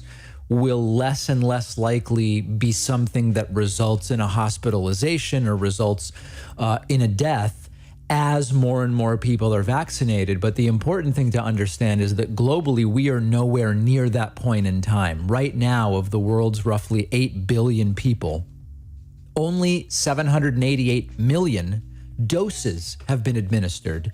And since some of those, are two-shot regimens, under 1% of the global population has been vaccinated right now. So for now, a global case spike does mean more deaths eventually. The cases right now are highest in India, Turkey, here in the United States, in Brazil, in France and Poland. Those are the top 6 right now. So with that as the global context, what's happening here in the United States? Well, let's now take a look. Cases in the United States, sort of level, slight uptick, bottomed out around 55,000 a day. Now back up to about 65,000 cases per day. So we are simply in a fight right now. It's variants and young people going crazy against vaccines. And we'll talk, by the way, in the next segment about what's going on with the Johnson & Johnson vaccine, which is going to be paused at this point in time. We'll get to that. But you have places like Michigan and in the northeast of the United States with the more contagious British variant increasingly dominant, more and more young people getting the virus, and you've got that up against more and more vaccinations that fortunately are being done. The good news is that this entire time, deaths have continued to decline. When, 6 weeks ago, we saw the case decline level out, we said we might see deaths level out in 3 weeks as well. That hasn't happened. Deaths peaked in mid to late January, around 3,500 people dying per day, just inconceivable tragedy. Now down to a still tragic, but about 80% lower, 750 deaths per day. That should continue to decline as vaccination is rolling out. We have not yet vaccinated enough people to see cases collapse. We are vaccinating enough older and at-risk folks that increasingly people getting the virus are less and less likely to die. And that's exactly why you start with the oldest and the most vulnerable. Some states, and this is good news, and then we'll get to what's going on with J&J in a moment. Some states are only about a month out from herd immunity. Massachusetts is a state, for example, where 92% of the population wants the vaccine. More than 1% of the population is being vaccinated daily, approaching high 30% vaccinated, and could be at 70% within 30 to 40 days. Now, for comparison, when Israel got to 50% vaccinated, cases just fell off a cliff, went down very, very quickly. So that could be coming in some states.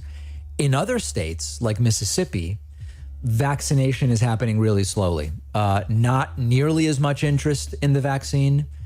Many unscheduled, appointments in Mississippi that are just remaining unscheduled and available. So it remains to be seen what happens there. Now, as far as vaccination, we saw another single day record of 4.6 million doses on Saturday, nearly another 3.6 million doses on Sunday. These are really incredible numbers. So the playbook is keep vaccinating anyone at risk that you can convince as to the importance of getting vaccinated. That's great. And then don't go crazy just yet.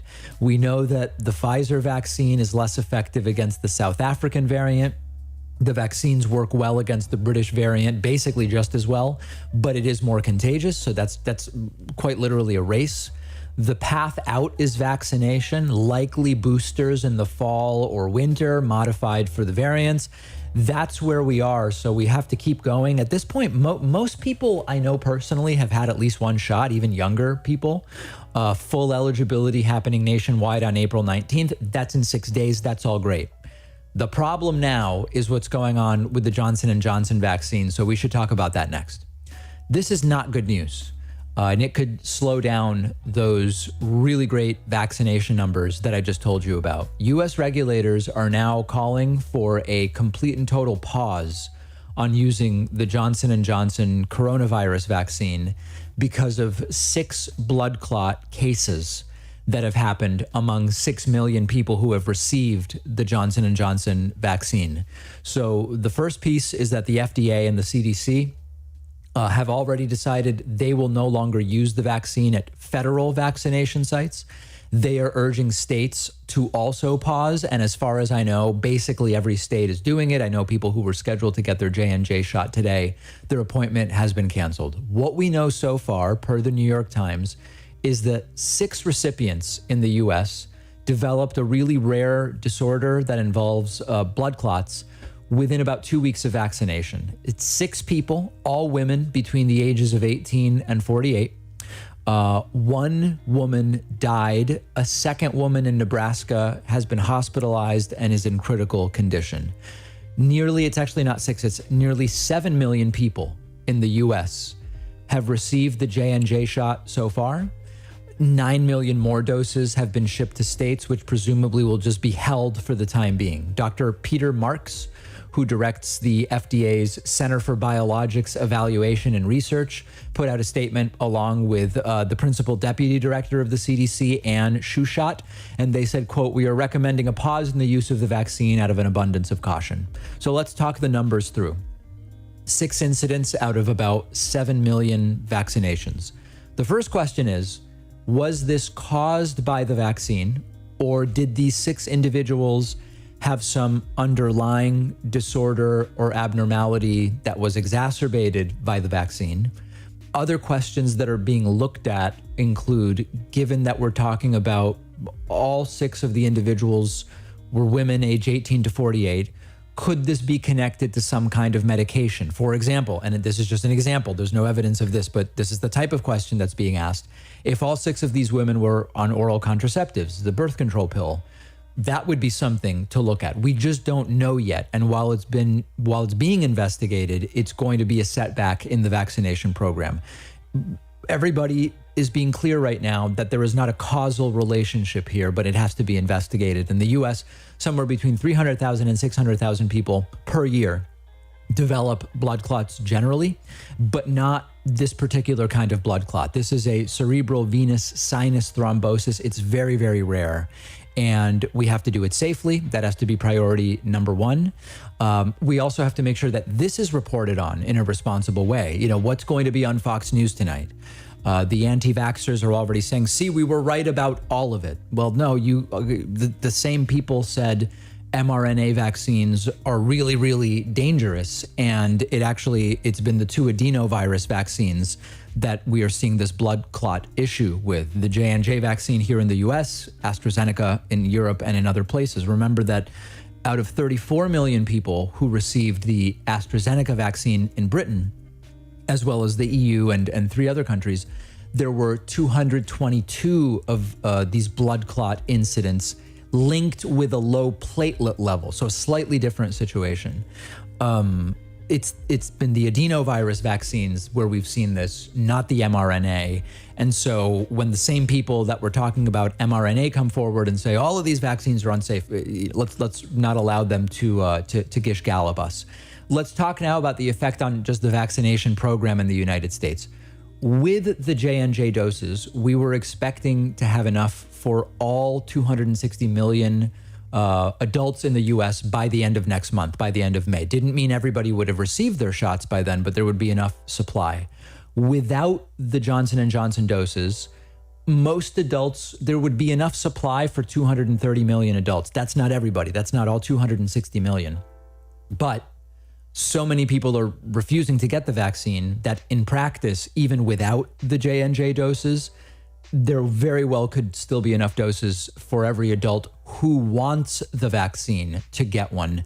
And that supply would be available by the end of May. So we could be, depending on how many people want the vaccine, this could be a delay of a few weeks in getting to where we hope to get. It could be a delay of a couple of months. There are other countries that are so dependent on future doses of the J&J vaccine that if this doesn't get resolved in a way that it's deemed to be safe and the J&J vaccination continues, it could really be a disaster for the plans of some other countries.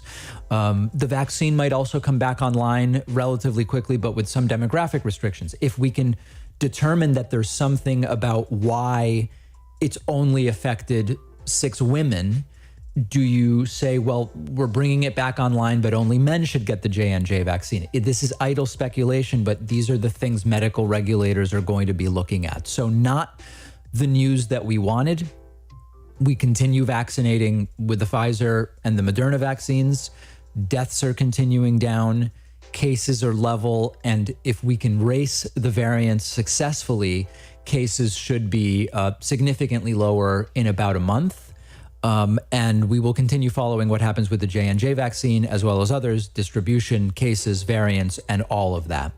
Let me know your thoughts. If you've received the J&J vaccine already, but you're within the 2-week period during which these reactions are happening, are you worried? Or are the numbers so low that it doesn't concern you? Let me know. I'm on Twitter @DPakman. The number one funding source for the David Pakman Show has been and continues to be membership. And membership is not just a feel-good thing. You get access to the world-famous bonus show every single day just for members, as well as commercial-free audio and video feeds of the show day in and day out. You can sign up for membership very, very quickly at joinpakman.com. That's joinpakman.com. If the normal prices strike you as high, by all means use the coupon code BETTER21, all one word, all lowercase. Become a member today. The David Pakman Show is a viewer and listener supported show. You can get lots of great extras and support the work that we do by grabbing a membership at joinpakman.com. We do have a coupon code available. That coupon code is BETTER21. And you can get the daily bonus show as well as commercial-free audio and video streams of the show. JoinPakman.com is the place. This next clip is sort of funny, but it's also kind of sad. I don't know why. I kind of got bummed out watching it. Dr. Anthony Fauci was on CNN yesterday with Wolf Blitzer, and Wolf Blitzer tried to make a baseball analogy to the pandemic. And the analogy was, Dr. Fauci, you like baseball, I like baseball. If this pandemic were a baseball game, what inning would we be in? And Dr. Fauci just seeming exhausted, saying, Wolf, this isn't like baseball. But I actually think there is a baseball analogy that could be made that Dr. Fauci could use in the future.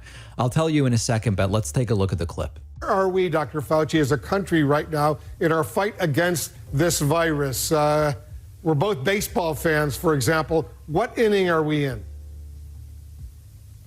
It's not like baseball, Wolf, because the inning that we're in is going to depend on how we respond. And that's the issue, because, if I say we're in the seventh inning, it's almost over, and we have surges like we're seeing throughout Europe and the rest of the world, and the threat of a surge that we're seeing now, it's not measured in innings anymore. It's measured on what we do to contain this. Okay, so Dr. Fauci is correct in the sense that we're only in the seventh inning if people behave one way, and otherwise it might really only be like the fourth inning or the fifth inning, and we'd have a long way to go. Here is me workshopping a better baseball analogy. Tell me what you think about this.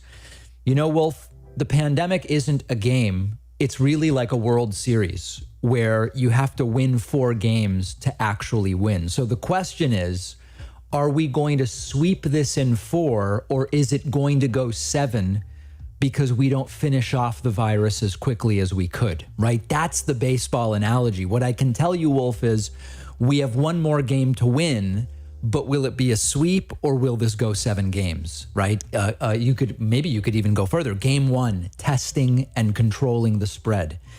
Game 2, scaling up testing and researching vaccines. Game 3, developing and testing the vaccines. Game 4, finishing vaccination to end the pandemic. And then next year, you might have another World Series, right? Variants, potentially new vaccines. The other baseball analogy I was thinking of that might work would be, listen, Wolf, we're in the 7th inning, but the virus is trying to catch up. And if they do, and we have a tie, then we go extra innings. And as you know, Wolf, extra innings can go on indefinitely until someone wins, and we don't want that.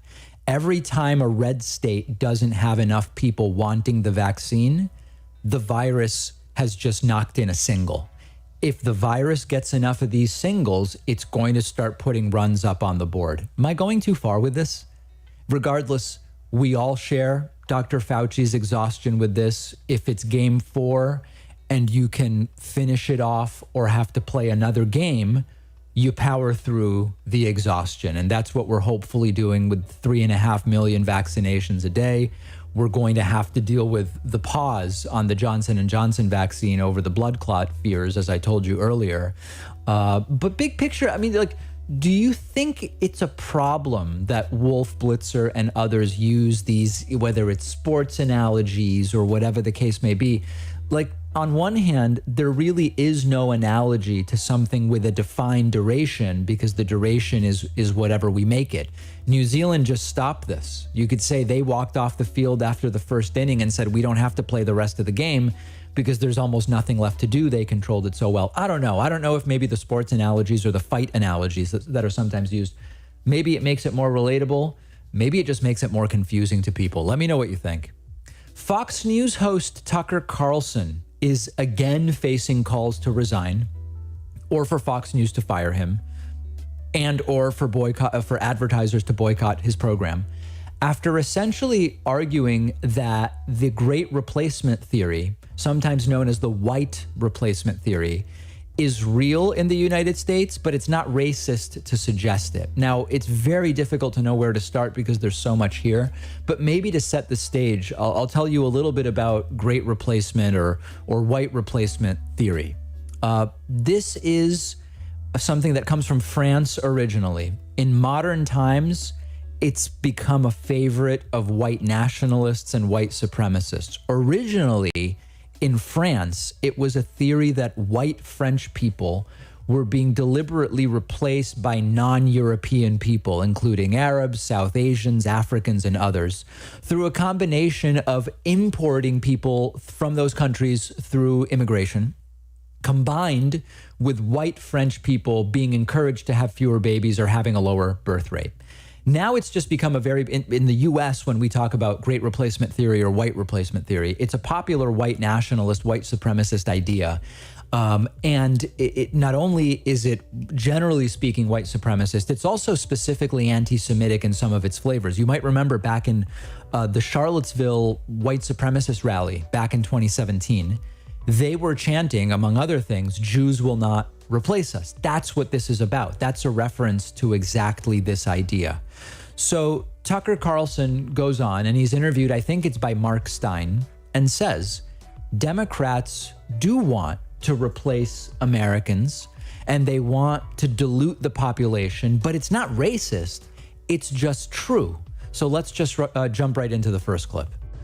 I'm laughing because this is one of about 10 stories that I know you've covered, where the government shows preference to people who have shown absolute contempt for our customs, our laws, our system itself, and they're being treated better than American citizens. Now, I know that the left and all the little gatekeepers on Twitter become literally hysterical if you use the term replacement, if you suggest that the Democratic Party is trying to replace the current electorate, the voters now casting ballots, with new people, more obedient voters from the third world.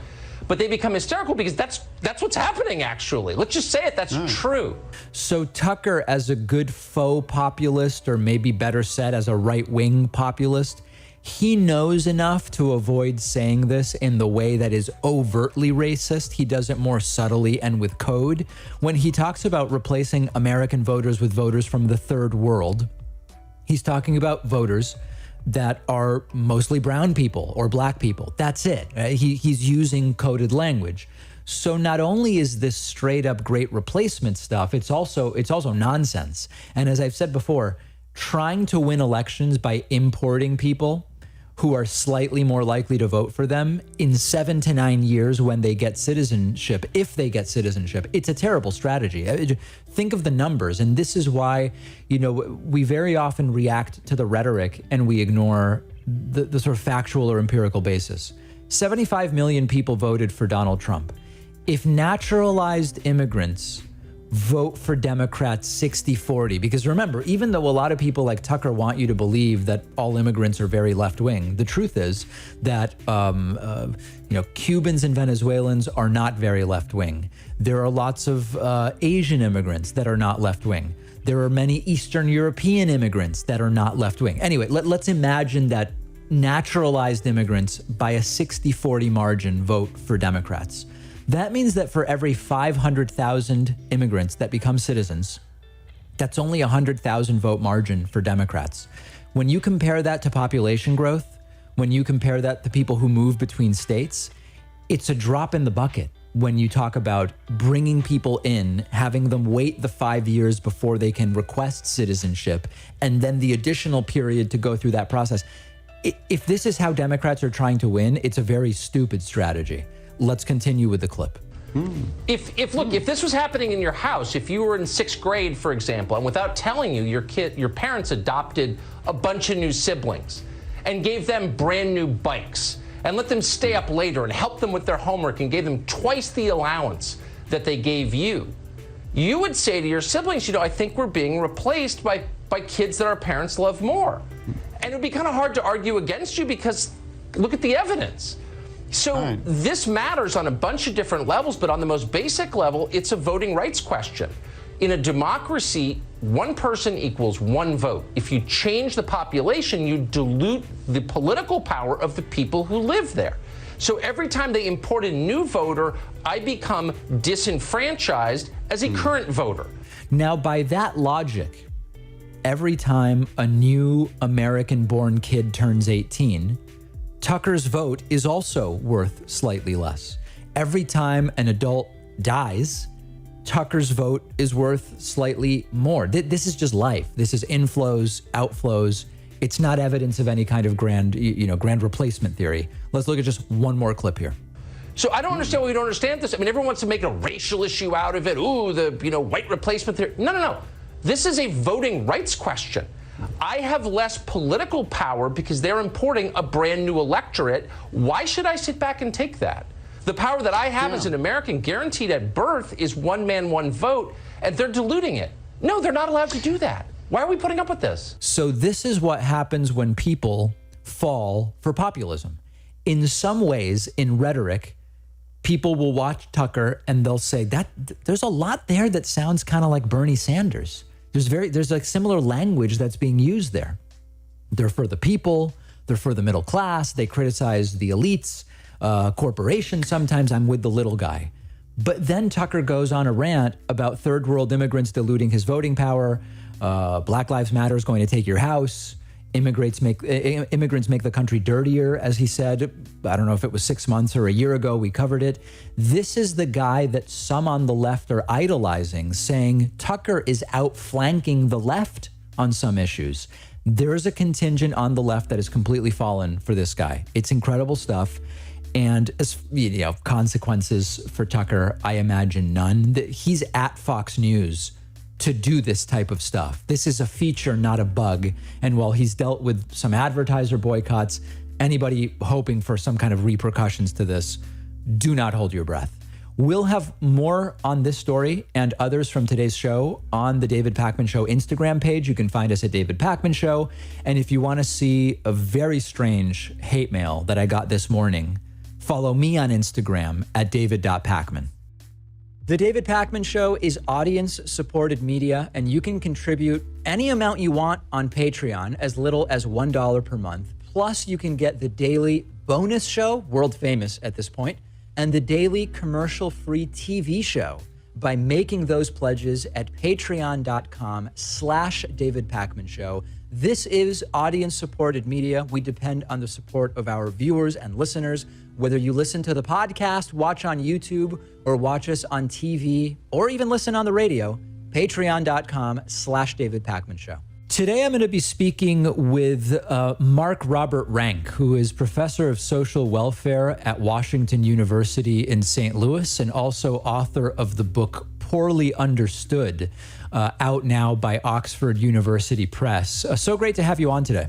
Oh, thanks, David. Great to be with you. So, I mean, let's just jump into maybe what's one of the meatiest diving boards into this topic, maybe, which are the misunderstandings about the poor in the United States. Two of which, correct me if I'm wrong, are the misunderstanding that most poor people don't work, and the misunderstanding that most poor people are minorities, ethnically or racially. Tell us maybe how this came about, but also the truth of the statistics.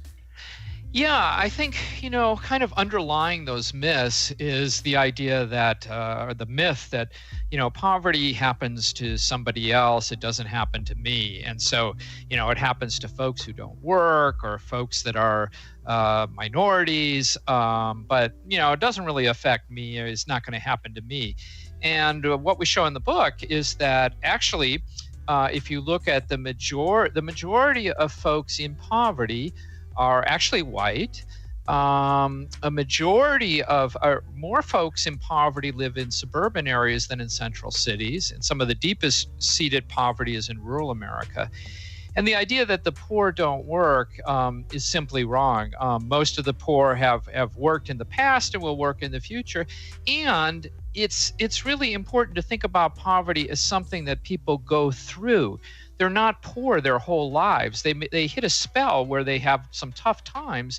They experience poverty. They may be out of work, but then they get back on their feet and they will work in the future. So, I think underlying those ideas is this myth that, poverty is something that happens to somebody else and doesn't happen to me.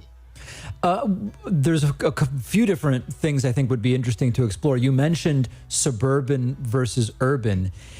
How can we quantify and qualify the difference between the rural and suburban poverty versus the urban poverty, which maybe is more the caricature of where the myths come from? Yeah, so if it's certainly the case that folks in, inner city, central city areas, the poverty rates are higher than the overall rate. But there's many more folks now that live outside of central cities. And so in terms of the number of folks in poverty, again, it's higher in surrounding urban areas as opposed to the central city. And as I mentioned, if you look at some of the most extreme poverty in the United States, it's actually found in rural America. So areas like Appalachia, the Deep South and Mississippi Delta, American Indian reservations, the central corridor of California, all of those areas have really, really deep-seated poverty. And that's kind of, when we have this image of who are the poor, we often think about the poor as, non-whites in inner city areas. And it's not to discount that poverty exists there, of course, but poverty is much, much wider. The way I like to describe it is that the reach of poverty is really wide, but its grip is not that strong. People move in and out of poverty a lot. What are the most common reasons that people who at some point were not poor end up in poverty, which maybe is different from transgenerational poverty, where you're born into poverty and remain there? Is there an interesting distinction to be made there? There is. So the folks that are long-term in poverty is about 10 to 15% of everybody who will experience poverty. So about 85% of people who experience poverty do so for a fairly short period of time. And by short, I mean a year or two. Now, why do they experience poverty? It's because things happen to people that they didn't anticipate, like losing a job, a family splitting up, getting sick, a pandemic occurring. All of these things have the potential to throw people into poverty for a fairly short period of time. Now, what's interesting about this is I've done a lot of work, and the book focuses on this right from the get-go, of the question of what's the long-term likelihood that an American at some point will experience poverty. Right. It turns out that between the ages of 20 and 75, 60% of Americans will experience 1 year below the official poverty line, and 3/4 will experience poverty or near poverty. And the reason is because, again, over a long period of time, things happen to people that can throw them into poverty. And when that happens, there's not a lot in place to protect them. How much, or is that number at all skewed to people in their very early 20s in college who are technically in poverty, but it's not really reflective of their situation? Yeah, that's a great question, and that's a question that we often get on that research. And so what we did is we took out those folks and redid the analysis and found that it varied. It didn't change very much. I mean, the number of people that are actually in graduate school, that might sort of fit that sort of starving student picture, is actually pretty small. And so it doesn't really affect the numbers very much at all. Graduate school and presumably college juniors and seniors, right? I mean, 2021. Sure. Yeah, it's not a huge, it doesn't change the numbers dramatically. It doesn't change that. When you look over a 30 or 40 year period, it really doesn't change it very much. When it comes to it may go back before this. Actually, maybe that's a good question. For me, some of the big historical markers of when the narrative around the poor started to resemble what it is now, I think back to the Reagan era, the story of, the welfare-taking Cadillac queen having kids in order to get food stamps and money. How far back does that trope sort of go? Well, I think you're right that kind of the modern version of that really started with Ronald Reagan. But the idea of the deserving and the undeserving poor actually goes back 400 years to sort of England's poor laws at the time. But certainly Ronald Reagan was the one in more modern times that really emphasized that. And the argument that he was making was using those stereotypes to argue for smaller government. You know, his big line, one of his lines was, you know, government is not the answer, government is the problem, that we fought a war on poverty and poverty won. Well, it turns out that well-constructed government programs actually have a very significant effect on reducing poverty. So take the war on poverty. In 1959, the poverty rate in the United States was around 22%. By 1973, it was 11%. We cut poverty in half because of the war on poverty and because of the strong economic growth during that time. So did we eliminate poverty? No, but it's an example that government actually can be quite effective in reducing poverty. So in terms of reducing poverty, I mean, there are some poverty-inducing factors that are similar around the world, and there are some that are less common. You know, medical expense bankruptcy doesn't exist in many countries. It does exist in the United States. So understanding that this may be hard to parse out, when we talk about poverty, discussions often include all of the following and more: minimum wage, access to health care, improving education, cost of living, rising wage gap, on and on and on. What interventions have been shown to be the most effective at cutting poverty? Well, I think the number one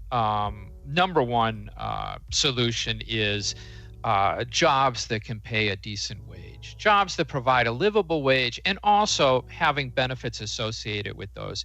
So what has happened in the United States over the last 40 or 50 years is we've been producing more and more low-wage jobs and jobs that don't provide benefits. And so a median male worker who is full-time in the labor market today is earning slightly less, once you control for inflation, than he was earning in 1973. There's been a huge stagnation. And that's one of the reasons why more and more people are at risk of poverty, because they're working at jobs that just can't support a family. So I think that's the number one factor that we need to focus on. But as you point out, there are many other factors as well, such as, you know, having access to health care, child care, good education. Those are all really key elements to addressing the issue of poverty. When we think about stimulus like the kind we've seen now 3 times during the course of the pandemic, or a proposal for a $15 minimum wage, which the sort of more free market minded folks would say these are artificial decisions that are being imposed. The minimum wage would be a price floor on labor that might be above what the market would dictate, or just dumping a one-time payment on people is not really going to systemically change the value of their work to an employer, or whatever the case may be. What do we know about the longer-term impact of those types of interventions? Yeah, interesting. So first of all, the idea of providing kind of a monthly universal payment to families with children has been going on in European countries for decades. And it's shown that that's really, really effective in terms of reducing the rate of childhood poverty. And in President Biden's pandemic package, we have a version of that where, you know, every family with a child would get $300 or $400 a month. So we are actually starting to get some research in on the effect of this type of a policy. There was a study that just came out from Stockton, California, that did kind of a universal basic income, and they actually showed it had really positive effects. And interestingly, the folks that were getting the UBI actually had higher rates of employment than those who weren't. Because that's one of the fears, that, you know, oh, this creates a work disincentive. Actually, it creates a lot of positive incentives in terms of people, you know, being able to live what I often refer to as a livable life.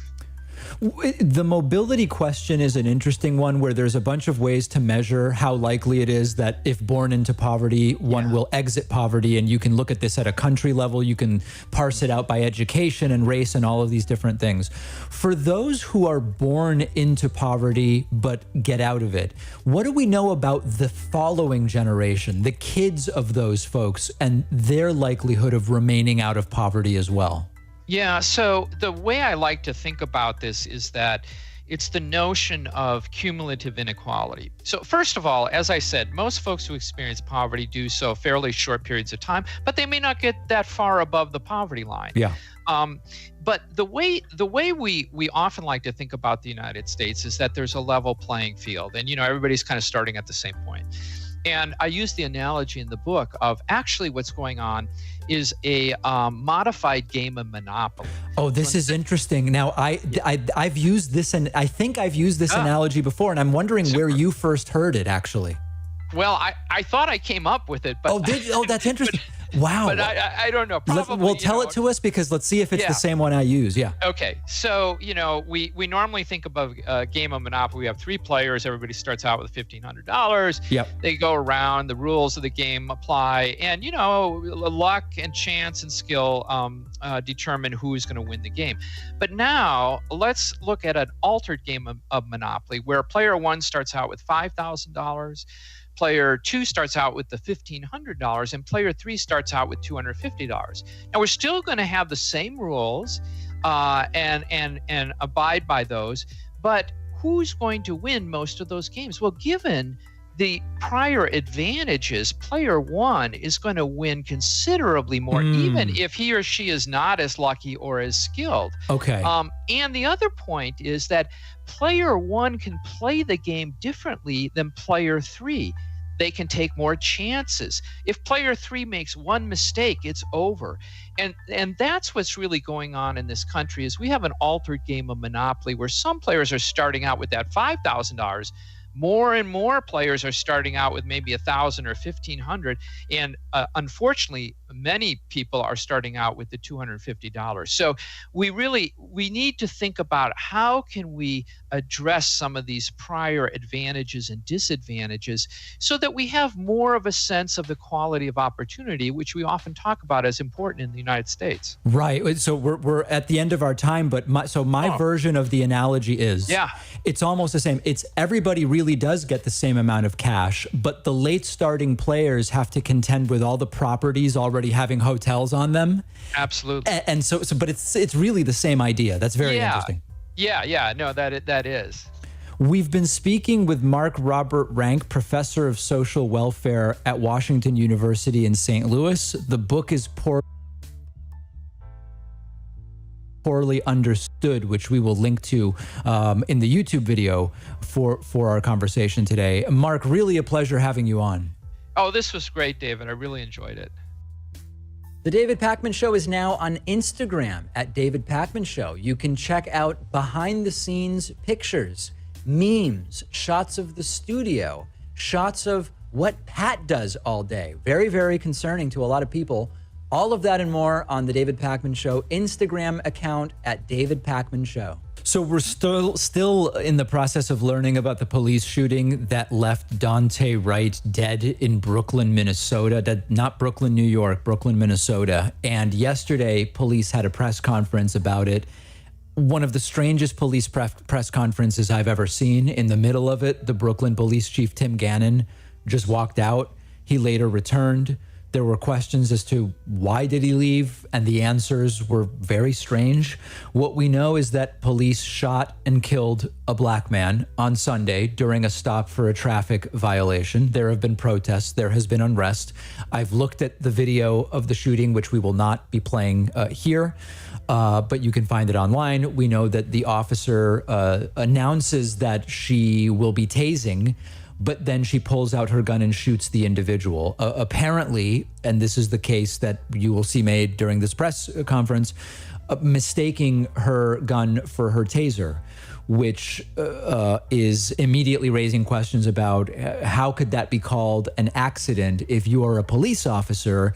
It's your sort of main thing to know. Do I have a taser in my hand or do I have a gun? Are these my handcuffs or is this a soda? But we're going to get to that. The man killed by police was identified by relatives and by Minnesota Governor Tim Walz as Dante Wright, 20 years of age.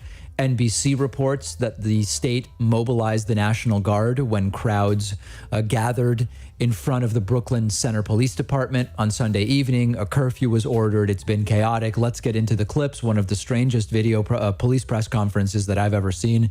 Here's the first part where Chief Tim Gannon says, listen, the officer announced a taser but drew her handgun. That sort of seems like the officer meant to tase Daunte Wright, not shoot Daunte Wright. As you can hear, the officer, while struggling with Mr. Wright, shouts, taser, taser, several times. That is part of the officer's training prior to deploying a taser, which is a less lethal device. That is done to make her partners aware, as well as the subject, that a taser deployment will be imminent. During this encounter, however, the officer drew their handgun instead of their taser. For informational purposes, we train with our handguns on our dominant side and our taser on our weak side. So if you're right-handed, you carry your firearm on your right side and you carry your taser on the left. This is done purposefully and is trained.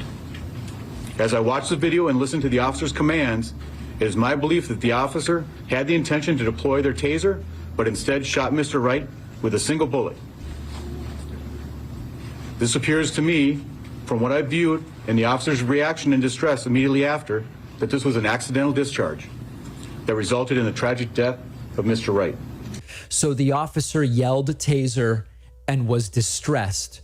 So therefore, it was an accident. And that's the statement from the police chief. Now, what the police chief calls an accident by the law could be manslaughter. And this has been ruled a homicide. Remember, homicide can be murder, but it can also be manslaughter. Brooklyn Center, Minnesota Police Chief Tim Gannon was asked, did you authorize the use of tear gas and rubber bullets during the protests? He essentially says yes. Was it your decision to release tear gas and to shoot fire bullets, rubber bullets at the young protesters? Sure. I'm the police chief in this city. Police action is made by me. The decision is made by me. Does that answer your question? Then a reporter says, you know, if the reason for the stop was not having a license plate or having an expired license plate, are you aware that there's currently a multi-month delay on license plates here? And the police chief just walks out of the press conference. Significant delay. Are you aware that there's a significant delay in getting tabs and things of this nature from the DMV? So even people who have purchased tabs are unable to get them because there's a 2 to 3 month backlog. Are you aware of that? And is your staff also aware of that? And have you made any type of recommendations to your staff to be mindful that we're in the middle of a pandemic and don't pull people over for tabs, particularly because there is a significant delay in getting those tabs from the Department of Motor Vehicles? Are you aware of that? I am aware of that. Police. I am aware of that. Is your staff aware of that? Yes, they are. Chief. That was the last question. I'm sorry. I'm sorry. I'm sorry. Mr. Mayor. Mr. Mayor, may I ask you, in that video, the female officer clearly made a fatal mistake. So this was very abrupt, bizarre. He just walks off, and the Brooklyn city manager appears to be unable to explain why that happened. Mr. Mayor, when I asked that question about the firing of the police officer, the police chief left. Yeah. What is that an indication of? Is he dealing with something perhaps more important, or is that some type of silent protest? Because he left immediately. Immediately. I can't speculate. Mr. Mayor, you have a comment? I do not know why the excuse me. Does that bother you without knowing why that he just walked out? I do not know why the chief left. I can only speculate as to why he left at the time that he did. Does it bother you? What would your speculation be? I don't have any speculation. I mean, it's possible that the chief takes a position perhaps similar to the city manager, that there needs to be some kind of a process, or I don't know. I can only speculate, and I believe from the amount of coffee I saw him chug, he needed to empty his bladder. Like, how odd is all of this stuff? Now, then here is where it gets even crazier. The police chief comes back Did someone tell him off screen, that looked terrible, get back out there? So he's back, and then he says the officer needs due process. Yes, sir. Chief, may I ask you directly as I asked the mayor? Do you believe the officer who fired this fatal shot, and I understand there's due process, we get that, but ultimately she shot and killed a 20-year-old man. The mayor has indicated she should be terminated. What's your position on that? My position is that officer afforded due process just like anybody else does. She has the right to be heard. She has the right to give her statement. She has the right to tell what she felt, what she thought, not what I thought, not what I saw, but what she thought and and that may have an impact. She's on administrative time out. She will not be returning to duty until this investigation has run its course. And she, for all intents and purposes, I think we can look at the video and ascertain whether or not she'll be returning. So can you tell us? So everything the chief says there is correct. Of course, the officer does get due process. They should be on administrative leave, and they are. That's not the issue. The issue is more this guy's bizarre attitude, demeanor, walking out, walking back in. Now, I'm already getting a ton of emails from people saying, this officer is going down. This is clear manslaughter. They're going down for manslaughter. Others saying they're not getting anything here. I'm going to give you my both non-legal expert and cynical opinion about this case. I believe that this officer will not be found guilty of any criminal wrongdoing. I think that you will either see, as far as criminal goes, something settled, resolved, an agreement before this ever gets to trial, or if it goes to trial, you will see an acquittal, and you will see a civil settlement for big bucks with the family of Dante Wright. Why do I say this? There's no question that if you mean to tase someone and you pull out a gun and you kill them, that's manslaughter, colloquially speaking. But the way that police shootings are handled in the legal system, with the taser warning, they're already pulling the games of, well, you know, this is someone who had a run-in, he had I think it was a warrant for some minor drug-related thing. They're going to pull out all the games that they normally do. I'm not giving you my moral opinion. I'm giving you simply my prediction. I think that we will see no guilty verdicts criminally for this officer, and likely a big financial settlement with the family. It's going to be a long time. Could be years before we ever get to that resolution. But that's my sense at this point in time. Tell me your thoughts. We now have new allegations against beleaguered Republican Congressman Matt Gaetz. We've already discussed his alleged involvement in child sex trafficking and or possibly paying minors for sex. There's a whole world of scandal for Matt Gaetz related to that. But now there's a totally new problem for him. He is suspected of being involved in a shill candidate scheme. Now, a shill candidate scheme or a ghost candidate scheme is one where if I'm running or if my friend is running, I might induce or help someone else run, not because I want them to win, but because I want them to siphon off votes from my opponent. And I'll explain exactly how it worked. In this case, in Florida's 37th and 39th districts, Alex Rodriguez and Celso Alfonso ran for office. One of the candidates has already been charged. The believed mastermind is a guy called Frank Artiles, a resigned Florida senator. And now we've learned of a third shill candidate named Justine Iannotti, who ran in the 9th district in Florida. All three of these candidates appear to be funded by the same dark money through a PAC called Our Florida PAC and a PAC called the Truth PAC for Central Florida. Both PACs are funded by a single untraceable Atlanta company called Proclivity that made only one expenditure to a printing company called Advance Impression. It's all weird. And the Matt Gaetz piece is that Gaetz appears to be connected to that Central Florida aspect of this. And the idea is that Justine Iannotti ran as an independent to help the Republican Jason Brodeur win by taking votes away as a left-leaning independent from the Democratic candidate Patricia Sigmund. Every aspect of this is imploding.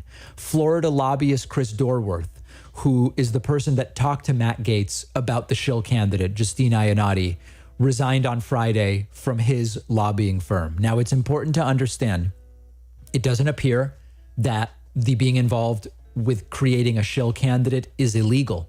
The criminal part, and we're still learning, this is my best reading as of right now, the criminal part would be the dark money funding all of this. And it's basically just a spoiler scheme that appears to be legal as long as it's funded legally and transparently. And the idea is, if I'm a Republican and I'm running against a Democrat and it's expected to be tight, 50-50, it could come down to a half point. I go out and recruit a left-leaning independent to run so that they will siphon votes away from my opponent and I as the Republican win. That's the strategy. In a sense, this is what Trump was doing with the reports that people around Trump were advising and encouraging Kanye West to run. The belief being, if Kanye runs, it'll take votes away from Joe Biden and it'll be good for Donald Trump. It's a slimy practice. It's not a new one. It appears to be legal as long as you do it in the particular way where the funding is transparent. Democrats could do this. Democrats could do this by starting to register and help libertarian candidates run across the country. You might have a tight Senate race. Could be 51-49 for the Republican. You bring in some freedom, free market libertarian, and then if they take 3 points from your opponent, you win. That's the idea. Will Matt Gaetz ultimately get arrested for something? Or is he going to escape scot-free for everything he is suspected of? Let me know your thoughts. I have a voicemail today, which you can leave me anytime at 219-2DavidP. This is, again, we talked about enlightened right-wingers who believe that they are enlightened. Here's a right-winger who believes that he has a balanced view of the riots and of the election being stolen and all of this stuff. Let's take a listen. This is interesting. You know what? Hold on. Yeah, hi, this message is for David. I'm sitting here watching your show, Dave, and you're talking about to this poor old lady about her beliefs on whether the election was stolen or not. Yeah. Why don't you just be honest about it instead of being so patronizing towards people? You know what we saw that night was water mains breaking in Georgia. So the water main Georgia story has been cited often. There doesn't appear to be anything odd about it. And remember, the election didn't come down to Georgia, so you've got to take it piece by piece. They had to stop counting. People were being kicked out. So they had to stop counting. Different states have different rules about counting hours. They were predetermined. People being kicked out, people who had no, you can't just go and tour, like it's a local park, places where votes are being counted. There are actual observers, but the people that showed up in Michigan, they had no right to be there. You know, as far as we knew, at 1:30, Trump was 80% to win. That is not, so that's not true. But more importantly, for months, we knew about the red mirage. Early votes in person would go Trump. Later votes would go. We knew that ahead of time. And then they act like it's some big shock when it happens. You know, and everybody wakes up in the morning and sees it completely flipped. So that's the story. This person believes they're a critical thinker, but that's just the story Trump told, and this guy fell for it. 3:30, 4 o'clock in the morning in the silence of the night. You know? That's, again, the idea of massive dumps of ballots in the middle of the night. And so, look, it's not that people are believing Donald Trump about anything. Really? Because you seem to have basically repeated Trump's ideas verbatim in this voicemail. We're believing our eyes. So... Yeah. So anyway, that's a balanced, rational Trump supporter who just repeated all the same stuff Trump has been saying for 5 months at this point. We've got a great bonus show for you today. We will talk about the progressive movement demanding that Justice Breyer retire. We will talk about PragerU's latest target, kindergarten. And we will talk about New Zealand passing miscarriage bereavement leave law. Very interesting. All of those stories and more on today's bonus show. Get instant access to the bonus show by becoming a member at joinpakman.com.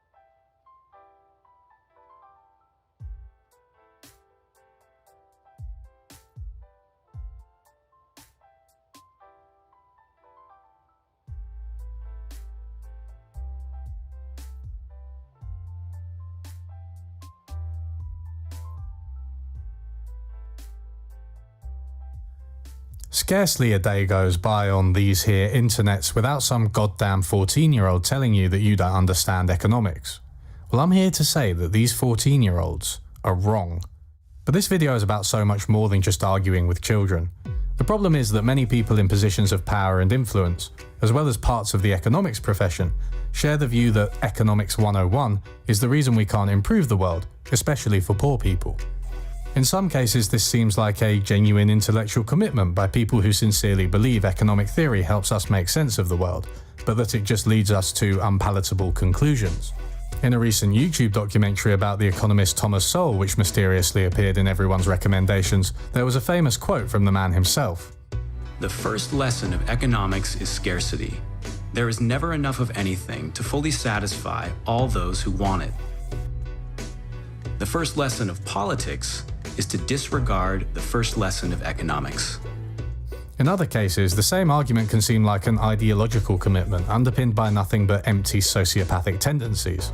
Not too long ago, noted personality vacuum Abby Shapiro tweeted that learning how economics truly works is like taking a bite of the forbidden fruit. You can't go back to when you naively believed you could solve the world's problems with good intentions. Let's leave aside the question of what education Abby has actually had in economics, because it's not just for the extremely online among us that economics makes its influence felt. You can even see it pretty often in popular culture. Spend money to make money. Economics 101, dude. What have we here? Ooh, economics.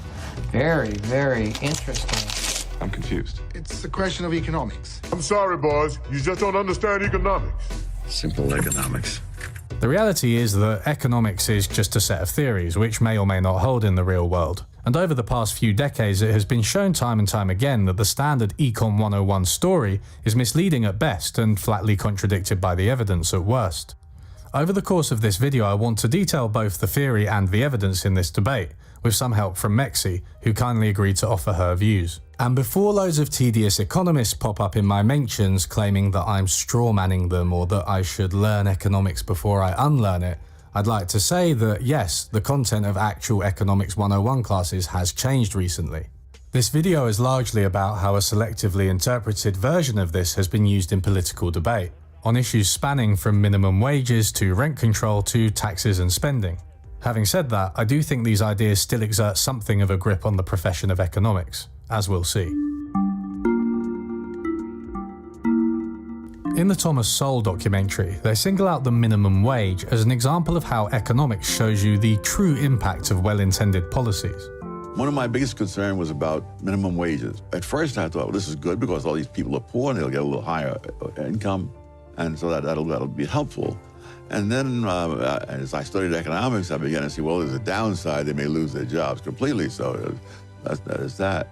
This reasoning is based on standard demand-supply analysis, which epitomizes the core of Economics 101. When somebody tells you to go and learn economics, chances are this is what they have in mind. So let's do what they say and learn about it. Demand and supply is used to represent a variety of markets, but the one we've got here is the labor market. It shows how, in theory, the market for labor will settle at a given level of wages on the y-axis and employment on the x-axis. It can also show the effects of the minimum wage on these quantities, but we don't want to get ahead of ourselves, so let's take demand and supply one at a time. The demand for labor depicts the willingness of business to employ workers in the form of a relationship between wages and employment. If the wage is high, say at the level W1, businesses will not find it profitable to employ many workers. On the graph, if you travel right from W1 until you hit the demand curve, and then go down until you hit the x-axis, you will get to E1, the corresponding level of employment at this wage. On the other hand, if the wage is lower at W2, then businesses will employ more workers and employment will be at E2. Generally speaking, the lower the wage, the more workers businesses will want. The demand curve slopes downwards, an expression you may well have heard before. So what about the other side of the equation, supply? Well, here we are looking at the amount of labor workers are willing to supply for a wage. This is a strange way of putting it that might not come naturally to most people, but the important thing to know is that if the wage is higher, more people will want to work, which makes some sense, I guess. So if the wage is high at W1, employment will be high at E3. If the wage is low at W2, employment will be low at E4. The supply curve slopes upwards. I hope you're ready because we're about to put the two curves together. Demand curves depict the number of workers businesses are willing to employ at a given wage. Supply curves depict the amount workers are willing to work at a given wage. Where these cross over, the decisions of the businesses balance with the decisions of the workers, and we get the outcome of wages W star and employment E star, what economists call an equilibrium. You have a product, you have no means of distribution, they have demand, they don't have any product. That's market equilibrium, yin-yang, ebony and ivory. Tell me what the fucking problem is. So how does our minimum wage affect this happy depiction of the labour market? The minimum wage is represented by this god-awful ugly line, MW, that's interfering with our precious market. It might seem odd that with the name minimum wage, the line is high up on the diagram. Maybe it's just me that finds that odd. But remember that the point of a minimum wage is to increase wages above the level they're currently at. So it has to be higher than where the curves cross over to have any effect. Now, how do we work out the effects of this minimum on employment? Well, no matter what, the market wage is stuck at MW, so we need to ask where this crosses the demand curve, how much labour businesses will hire at MW, and also where it crosses the supply curve, how much workers will want to work at MW. At the minimum wage, businesses will only want to employ the number of workers EMW. More will want to work because MW crosses the supply curve much further to the right, at a higher level of employment E star S. But businesses are not willing to employ so many workers at such a high wage. Therefore, the employment level EMW will be the one that is realised. Notice that this is also lower than the previous equilibrium E star. The minimum wage has reduced employment. Shit, what are we going to do? It is important to remember that this is a prediction of the model, not some kind of logical necessity. And I actually don't think most non-economists are aware of quite how convincing the empirical evidence against standard theory has been on this issue. For example, in a video on the minimum wage, the YouTuber Vorsh makes some good points about why the minimum wage could be a positive thing, and raises some valid questions about a well-known Congressional Budget Office study predicting that it would lead to job losses. How many of these are like real fucking 40-hour-a-week proper jobs? I'd be willing to bet very few of them.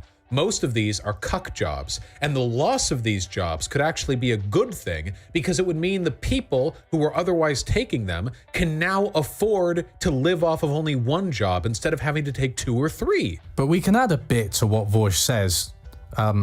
Sorry, scratch that. In a recent video on the minimum wage, Manlit Vorsh shows how little he knows about anything by failing to bring up well-known studies on the minimum wage, and accepting the central finding of the CBO study like a cuck, even though it's definitely false. To see why Vorsh is so hopelessly destroyed by facts and logic, we're going to take a deep dive into the literature on the minimum wage. Doing so will teach us not just about why minimum wages are good, but also about the kind of empirical studies that have shown this, as well as the limitations of Economics 101 itself. Newly elected US President Joe Biden promised to introduce a $15 federal minimum wage once elected, which sparked a renewed debate over the pros and cons of the policy. As I write this, the proposal has been voted down in the Senate, which is extremely disappointing but shows that Econ 101ism is alive and kicking, I suppose. Since the dawn of time, the USA's federal minimum wage has stagnated or even fallen, as you can see here. In the early 80s, it was around $3 an hour, and despite steady rises in the headline value, it has only kept pace with inflation since then, barely changing in real terms. The USA lags behind other rich countries, and even many poorer ones, in its low minimum wage. As this table shows, the ratio of minimum to median wages is only 33% for the US, compared to 54% for my own country of the UK, or 69% for Chile and Costa Rica. The debate is relevant to a broad range of countries. In the UK, we have had the Living Wage campaign, which used social pressure to force companies to increase their wages, and eventually made its way into policy for those aged 25 and over. There is also the Global Living Wage Initiative, which campaigns for a global living wage. So what does the evidence say on minimum wage increases and employment? Before we go into this, I want to define a crucial term, the elasticity. Yo, you know what we got here? We got an elastic product. You know what that means? That means when people can go elsewhere and get their printing and copying done, they're going to do it. You acting like we got an inelastic product and we don't. In economics, this means the percentage change in one thing because of a percentage change in another thing. Stringer was talking about the change in demand owing to the change in the price of their product. But here, we will mostly be talking about the change in employment, owing to a change in the minimum wage. So, an elasticity of -1 means that if the minimum wage increases by 1%, employment will fall by 1%. An elasticity of -0.1 means that if the minimum wage increases by 1%, employment will fall by 0.1%. You can see that the former would be hugely problematic, while the latter could easily be considered a price worth paying for higher wages. For a long time, economists accepted that the minimum wage would be bad for employment based on the supply and demand theory we've seen, as well as using what are now seen as relatively crude tests that today are not considered credible, even by opponents of the minimum wage, except for the people in the Thomas Sowell documentary, evidently. Beginning with a famous paper by David Pakman and Alan Kroeger in 1994, a wave of studies sometimes dubbed the New Minimum Wage Research have used careful empirical techniques to investigate the elasticity of employment with respect to minimum wage changes. Pakman and Kroeger looked at the effect of a minimum wage change using two adjacent US states, New Jersey and Pennsylvania, in 1992. New Jersey increased its minimum wage while Pennsylvania did not. This is a kind of natural experiment, when a policy applied to one area is not applied to a similar area, and comparisons between the two approximate the ideal of a lab experiment. The argument goes that if two areas differ only in the policy, in this case the minimum wage, any difference in outcomes between them, in this case employment, can be attributed to that policy. Since the US has many state-level policies, it is fertile ground for these natural experiments. Pakman and Kroeger phoned fast food restaurants, which employ a lot of minimum wage workers both before and after the change. Can I help you, sir? My God, you're greasy. What they found was that far from reducing employment in New Jersey, the minimum wage may actually have increased it. That's right. For some of their results, the elasticity was positive. Motherfucker, owl punk ass. The study made quite an impact. Reed Garfield, senior economist of the Joint Economic Committee, commented in 1996, "The results of the study were extraordinary. Pakman and Kroeger seemed to have discovered a refutation of the law of demand. Economists were stunned. Because of these extraordinary results, they debated the results. Many economists argued that differences between the states were more than simply differences of minimum wage rates. Other economists argued that the study design was flawed." Since this, thousands of papers have been written in the USA and elsewhere on the employment effects of the minimum wage. One of the most pertinent critiques of Pakman and Kroeger was how narrow their study was. A single change in fast food restaurants in two relatively small US states should not be generalized to minimum wages everywhere. More recently, the frontier of minimum wage research has been led by people like Aaron Dube and his co-authors. They have mostly followed in Pakman and Kroeger's footsteps by taking advantage of natural experiments, but have substantially broadened the number of states they include, as well as the time frame of the studies and the depth they go into estimating the effects. For example, in a 2010 paper, Dube, Lester and Reich found no employment effects of the minimum wage using 316 adjacent pairs of states. That's Pakman and Kroeger times by hundreds. My God, that's... I don't even know what that is. Nobody does.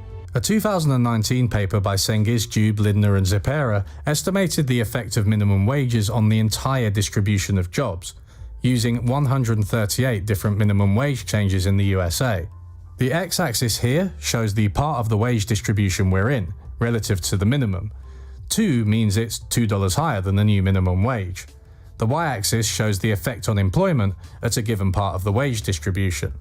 Just below the minimum wage, 0 on the x-axis, a substantial number of jobs disappear, as shown by the negative blue bar, which makes sense as it's now illegal to employ people at that wage. But this is offset entirely by the appearance of jobs at or above the new minimum wage, as shown by the positive blue bar to its right. There are no effects anywhere else in the distribution, so this gain in wages for low-income workers is not offset by other workers losing out. The same paper looks at these effects over the long term, and it shows that the new jobs which appear do not disappear after a few years. I favour this type of natural experiment approach. It's transparent, and the core of close comparison between pairs of real regions keeps the method grounded in empirical reality, instead of blinding us with complex statistical methods. But I should say that it's not the case that every study has found no effect like this. There are dissenters within this literature, specifically economists like David Newmark and his co-authors. The details of this debate are too heavy for this video, so maybe I'll leave a comment with my thoughts if you'd like, along with their papers in the references. Overall though, most systematic meta-analyses find a small but statistically significant negative elasticity of employment with respect to minimum wage changes. Having said that, these studies also show evidence that there is a bias towards publishing negative estimates. Why that's the case, I'll leave you to figure out. So, how does one make sense of such a vast and tricky literature? Well, not the way the CBO does it.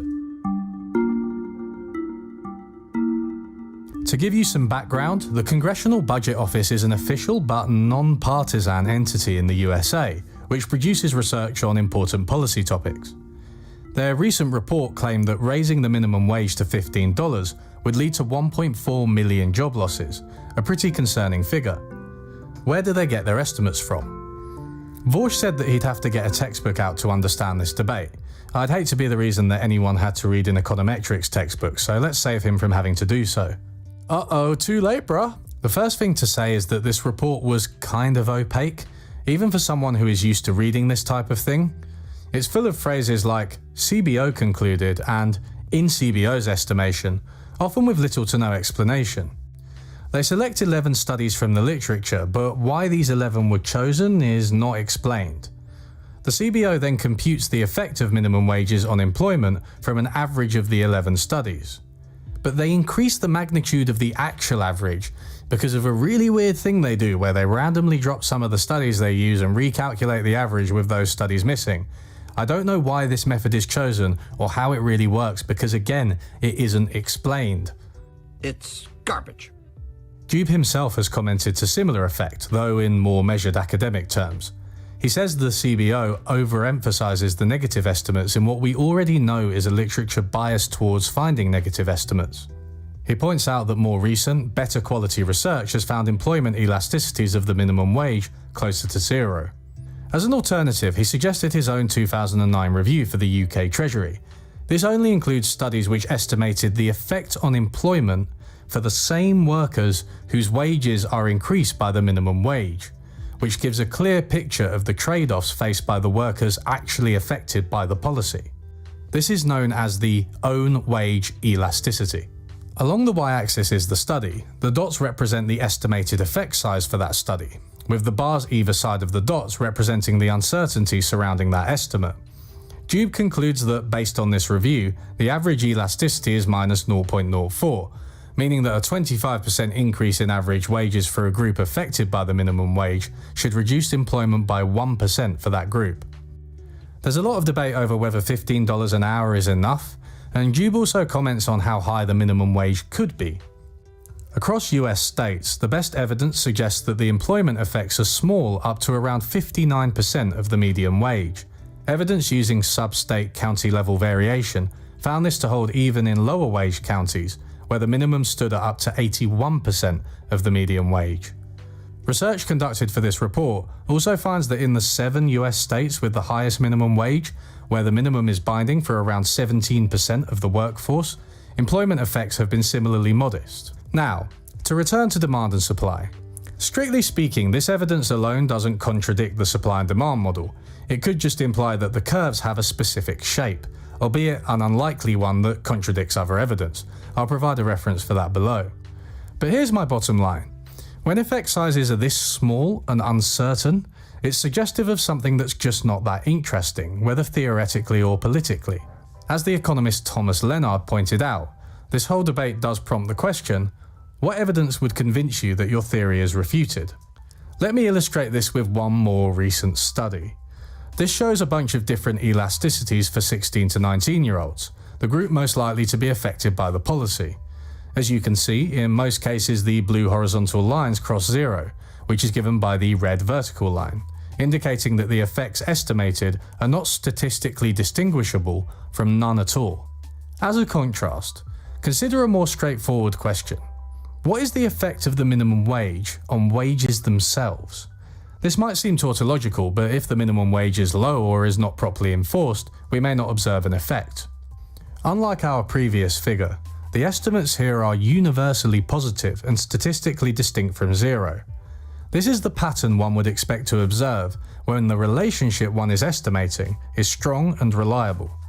The minimum wage effects do not look like this. Higher labour costs as a result of the minimum wage are obviously a thing, but employers often have more bargaining power than workers, so they can afford it. Increased pay can motivate workers, leading to higher productivity. It can make them more likely to stay, reducing turnover costs from hiring and firing. And at the economy-wide level, the minimum wage increases the spending power of workers, which will increase demand for businesses. I'm happy to debate the importance of these different effects, but the standard economic approach only helps us with a tiny part of them, if at all. And arguably, the effect on employment is so uninteresting that it's distracted us from other questions such as the effect of the minimum wage on mental health or poverty. So now we know that the minimum wage just doesn't have the kind of reliable negative effect on employment we'd expect if the theory were useful. But now I want to talk about another, similar, prominent example: rent control. It's no secret that both house prices and rents in many countries have skyrocketed over the past couple of decades, especially in Anglo countries. Housing is probably the main cost for most people, so this has prompted questions about whether governments should do more to help people cope with these costs. The most direct policy to do this would be rent control. Rent control isn't a hugely popular policy, although it exists in a few countries and localities. For example, New York City, as discussed by the Friends in the popular sitcom Friends. But more important, because of rent control, it was a friggin' steal. In their debate on housing, philosopher Ben Burgess and streamer Destiny also discussed the policy. Rent control is like one of these few issues that economists broadly agree is a garbage policy. It doesn't help who we want it to help, it usually hurts who we want to help, and it just doesn't usually get what you want done. Destiny was correct. Opposition to rent control is possibly the area where economists agree the most. A 1990 poll had 93.5% agree that a ceiling on rents reduces the quantity and quality of housing available. A 2012 poll asked for economists' views on the statement, "Local ordinances that limit rent increases for some rental housing units, such as in New York City and San Francisco, have had a positive effect over the past 3 decades on the amount and quality of broadly affordable rental housing in cities that have used them." 81% of economists disagreed or strongly disagreed with this statement, with answers including, "Next question, does the sun revolve around the Earth? Unless all the textbooks are wrong, this is wrong." The planets are lined up here. Theory and evidence point in the same direction. The award for the strongest statement about rent control, however, goes to the economist Assar Lindbeck, who claimed, "In many cases, rent control appears to be the most efficient technique presently known to destroy a city, except for bombing." To understand where all this strong opposition is coming from, let's return to our supply and demand diagram. Instead of the market for labour, we are now looking at the market for houses. Apparently they work in exactly the same way. We have rents on the y-axis instead of wages. We also have quantity of houses rented on the x-axis instead of employment. Again, the supply and demand for houses should balance, with rents at R star and quantity at Q star. What does rent control do in this situation? It's represented by the horizontal line RC, which forces rents down. At this low rental rate, the quantity of houses supplied is lower than the previous equilibrium, even though more people want to rent. We have a shortage and a fall in rented units compared to the free market. I want to say outright that there is more evidence for the predictions of the supply and demand model for rent control than for the minimum wage, depending on how you interpret it. But the blanket opposition to rent control that derives from this is hugely overstated, and Econ 101 reasoning is, again, more of a hindrance than a help for understanding the debate. First, what does it mean for the quantity of housing to be reduced? I would contend that the supply-demand model can mislead people into thinking that the reduction is in housing supply, rather than the number of houses specifically used for renting. The 1990 poll mentioned above failed to distinguish these two clearly, and in the debate with Destiny, Ben Burgess largely accepted this framing, contending that you could compensate by building more housing. Because if we just have rent control, there's going to be far less investment in private housing. There's going to be far less private housing built. But if you're building a lot of public housing to make up the shortfall, then it's literally you could accept your premise. You could accept what the economists are saying and still think that it's just irrelevant to that package of policies. Why not just build more houses? Building more housing is good, but a reduction in rental housing doesn't mean that houses disappear. There may just be a corresponding rise in ownership. Our concern is surely whether people are getting the houses they need, not whether they're renting or owning them. We can have a debate about the relative merits of renting versus ownership, and which demographics are more likely to use one or the other, but it's not immediately obvious to me which is more desirable. Second, rent control captures a wide variety of different policies. The standard demand-supply analysis only depicts a straight-up cap on rents, whereas modern rent control just limits increases and allows for inflation in landlords' costs to encourage maintenance. Such provisions are common and common sense. For example, if you're worried about rent control discouraging construction, exempt new buildings, like Berlin. Recently, a Bloomberg article that mysteriously appeared in everyone's trends on Twitter discussed the impact of rent control in Berlin, which froze rents on older houses and allowed tenants to force landlords to lower existing rents. True to form, the article claims, if populism on the political right corrupts democracies, populism on the left ruins economies. It's based on a report which is in German, and fortunately I'm fluent, so I was able to consult the original document. Just kidding, I'm English. We'll have to go on the article itself. Some of the outcomes it chooses are kind of strange. The results clearly show that rents have plummeted for those affected, a huge benefit which is downplayed. The article charges that rent controls have reduced house prices, as if that's definitely a bad thing or somehow unexpected. It seems to me that both more affordable housing and lower rents might be considered a good thing by some people. The article uses a couple of graphs which apparently show the policy has had negative effects. One shows that prices in uncontrolled units have risen since the policy. But from this graph, it's hard to see whether this is really a change or just a continuation of a previous trend. The graph doesn't go back far enough for us to know, and even if it is true, it may just be because the uncontrolled units are new. You could say exactly the same thing for their graph showing that the number of rental apartments has declined, especially since they follow this up with a graph showing that the supply of unregulated units has outpaced other German cities. Somehow, this is also framed as a bad thing. As you're all now budding natural experiment enthusiasts, I know what you're going to ask. Is there any more credible evidence than this crap on rent control? And the answer is some, but not enough, and it's mixed. One of the most recent and commonly cited papers on this topic is Diamond et al., which uses the sudden introduction of rent control to older houses in San Francisco in 1994 and compares them with more recently built units, which were exempt. Let's take an in-depth look at this paper, as I think it raises some interesting questions. The paper claims that the policy led to a 15% reduction in rental units, although if you unpack this, it's actually a combination of 8% being converted into owner-occupied buildings, with a further 7% being converted into rental units which were exempt from rent control, which isn't a 15% reduction in rental units. The paper does show that residents of both owner-occupied and exempted units are likely to have higher incomes, which is a cause for concern because it favours richer residents.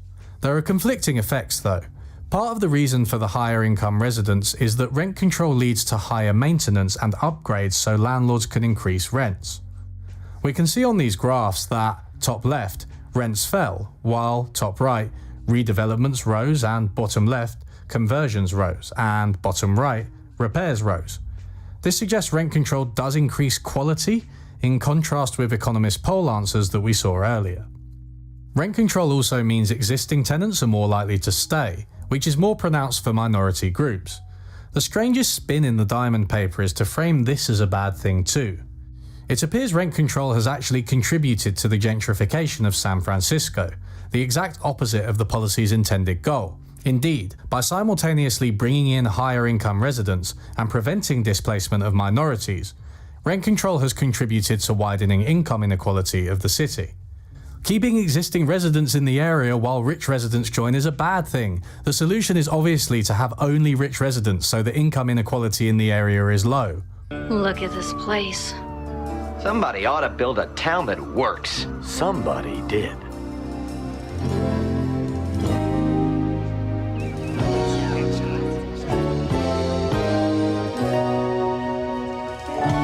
I'm being facetious, but only a little. At other times, the paper argues that existing tenants are ultimately forced into poorer areas, and here they frame gentrification as a good thing, saying, "This evidence is consistent with the idea that landlords undertake efforts to remove their tenants or convince them to leave in improving gentrifying areas.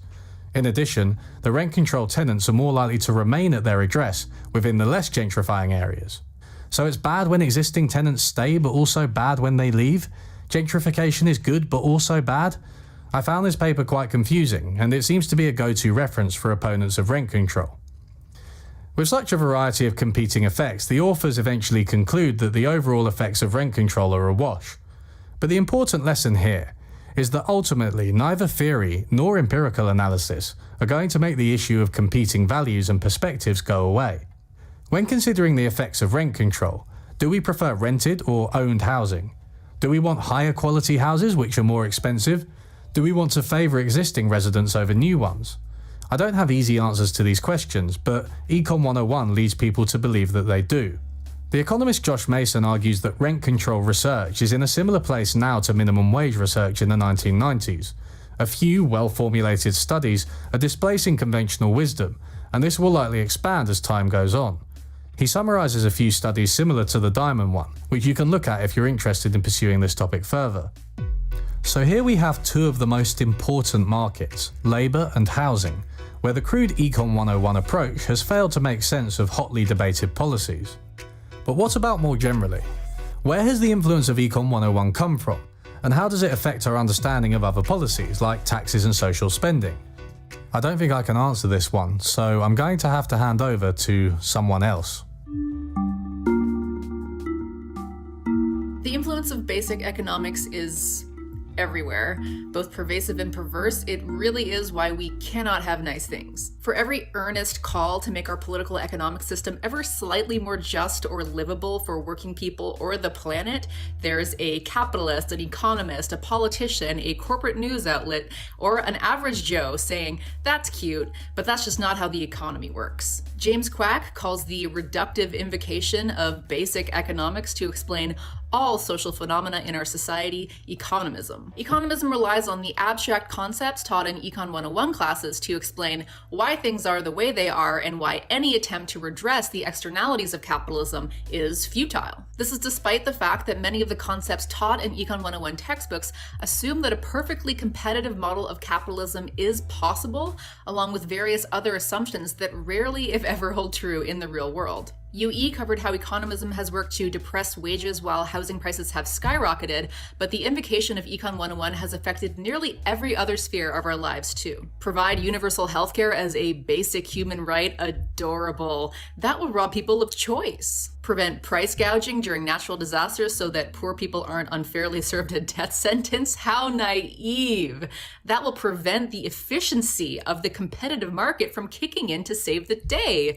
Plus, it'll mean that life-saving materials will be sold to people who don't value them as much as people who are willing to pay 3 times the price. Raise taxes on the ultra-rich to redress the wage theft inherent in their wealth and fund services that will benefit everyone? So cute! Econ 101 says that will backfire and lead to a decrease in productivity and available jobs. Something that's never mentioned in Econ 101 textbooks when talking about things like raising taxes on the rich or the minimum wage, etc., is that the ultra-rich are hoarding money far and above what they actually need, and they're doing so off the backs of workers who are the ones who actually produce the goods and services that make money for the capitalists. Workers who, like those who work for Walmart or McDonald's, are encouraged to apply for food stamps to survive. When workers are losing their homes or are unable to access healthcare during a pandemic, the unwillingness of the capitalist class to pay taxes or living wages is pretty hard to reconcile. That's a polite way of putting it. But that's just me. Let's look at how taxation and inequality plays out on the ground outside of the classroom. Will increasing taxes on the ultra-rich hurt us all in the end? It follows that when you tax a good, depending on what the good is, people will buy less of it. But when you try to apply Econ 101 supply and demand models to things like income tax, the model shows us how out of touch it is with average working people. The model tells us that if income taxes are raised, people will choose to work work less and take more leisure time or simply retire. The incentive for them to work additional hours is simply not there, and so productivity plummets. The finger thing means the taxes. For anyone actually working to survive right now with depressed wages and a skyrocketing housing market, you can see how this logic breaks down. People don't choose to work 60-hour work weeks, they desperately need to. Anyway, it is true that the rich are people who can choose to work less if incentives aren't there, because they are not working to survive, and many of them are making the bulk of their income through investments anyway, which is basically just sitting around and watching your assets grow. Taxes on capital gains and dividends are already much lower than income taxes, but politicians like Paul Ryan, Marco Rubio, and Ben Carson, invoking Econ 101, want to reduce or eliminate taxes on investment income altogether. The idea is that we need rich people to save their money so that it can be invested somewhere else, enabling the creation of new businesses and jobs. Over the past 70 years, taxes on investment income have plummeted, with no real increase in economic growth and with personal savings actually declining. The economy expanded most rapidly in the 60s and 70s when investment income tax was 70% or higher. Zooming into more detailed studies, the evidence is mixed at best. In 1978, economist Michael Boskin found that a tax cut that increases investment returns by 10% tends to result in 3 to 4% more savings. However, later studies disputed this and showed that those estimates depended heavily on contextual details. Eric Toder and Kim Rubin conducted a review of existing research and determined that there was little evidence to support the claim that lowering investment taxes increased savings.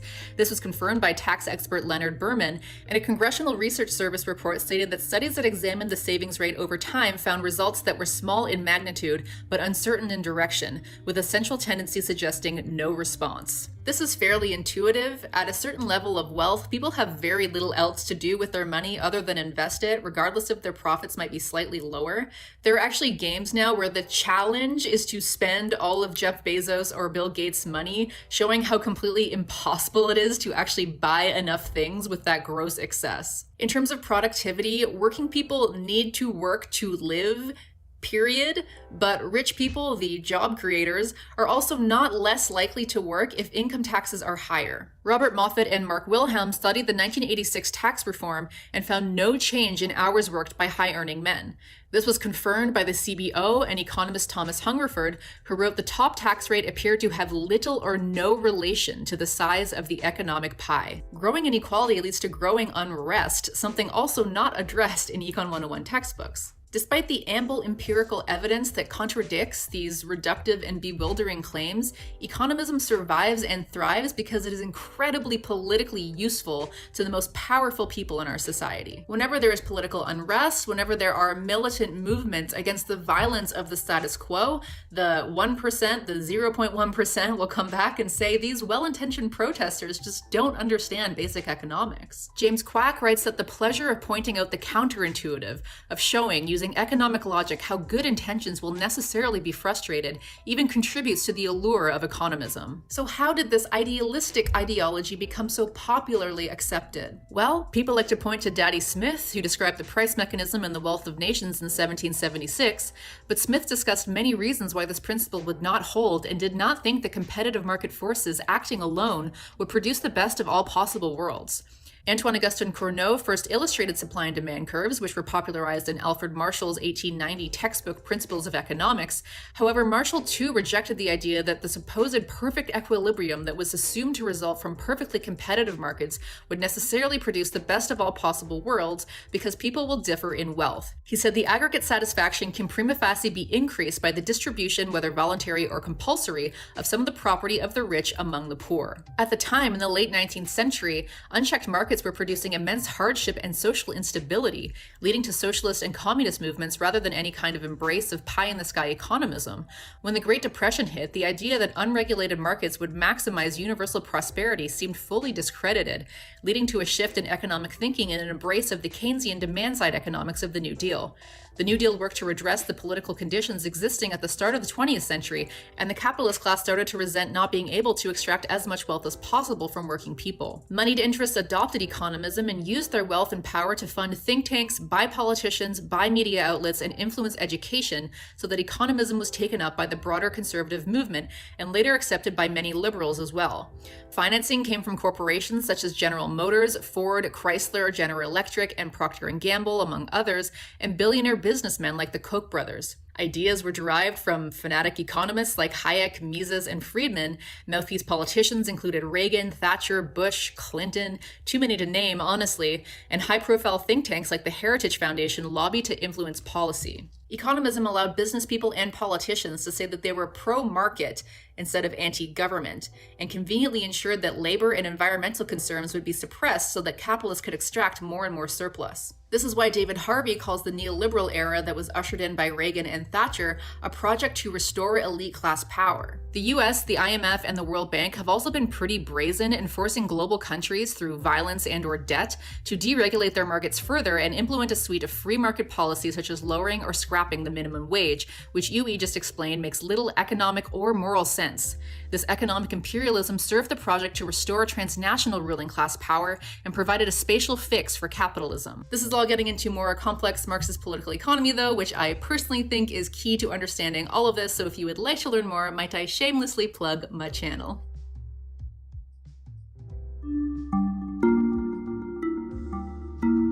Why is Economics 101 so pervasive as a set of propositions? It's kind of odd that an introductory diagram based on obscenely unrealistic assumptions would have so much influence, right? Well, it often favours the rich and powerful, which, as Mexi pointed out, isn't a bad feature for a theory to have if it wants to be accepted and enacted as policy. But I also think there's a more subtle force at play here. The reaction by Nobel laureate James Buchanan to Carden-Craig's original finding, which, to remind you, was that the elasticity of employment with respect to minimum wage changes may be positive, could give us a clue as to what is going on. Just as no physicist would claim that water runs uphill, no self-respecting economist would claim that increases in the minimum wage increase employment. Such a claim, if seriously advanced, becomes equivalent to a denial that there is even minimal scientific content in economics, and that, in consequence, economists can do nothing but write as advocates for ideological interests. This statement reveals what's at stake. Not just what is actually a fairly minor concession to government regulation versus the free market, but the very idea of economics as a science, with general laws that cannot be violated. Buchanan is right. Accepting these findings does amount to a denial that economics has scientific content, because if markets do not obey supply and demand, then what hope is there? A lot of people have asked me to discuss healthcare on this channel, and I'm sure I will at some point. Mexi and I have hopefully given you plenty of evidence that goes against simplistic Econ 101 reasoning. But the healthcare debate provides yet another example of how faulty Econ 101 reasoning pervades the world, and I'm far from the only one to notice this. US Representative Alexandria Ocasio-Cortez made the link between the two not too long ago. When we talk about economics, there's something known as a demand curve with elasticity. And with every other commodity, you can say, how much is this phone worth to you? And you can say $100, $200. You can buy a Nokia phone. You can not have a phone at all. But you cannot ask the question, how much will you pay to be alive? How much will you pay to live?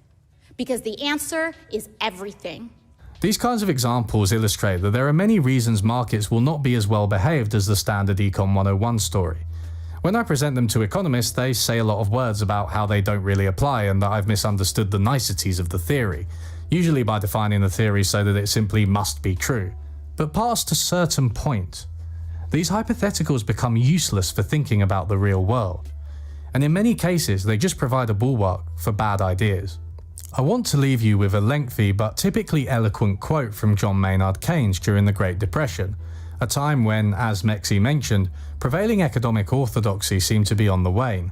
Commenting on his version of economism, which he called classical or Ricardian economics after the 19th century economist David Ricardo, he reflected on how it had become so dominant, and its likely downfall in the future.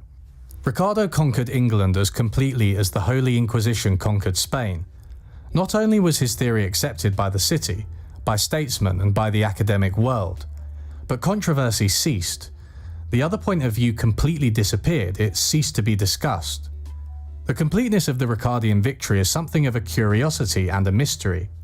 It must have been due to a complex of suitabilities in the doctrine to the environment into which it was projected. That it reached conclusions quite different from what the ordinary uninstructed person would expect added, I suppose, to its intellectual prestige. That its teaching, translated into practice, was austere and often unpalatable, lent it virtue. That it was adapted to carry a vast and consistent logical superstructure gave it beauty. That it could explain so much social injustice and apparent cruelty as an inevitable incident in the scheme of progress, and the attempt to change such things as likely on the whole to do more harm than good, commended it to authority.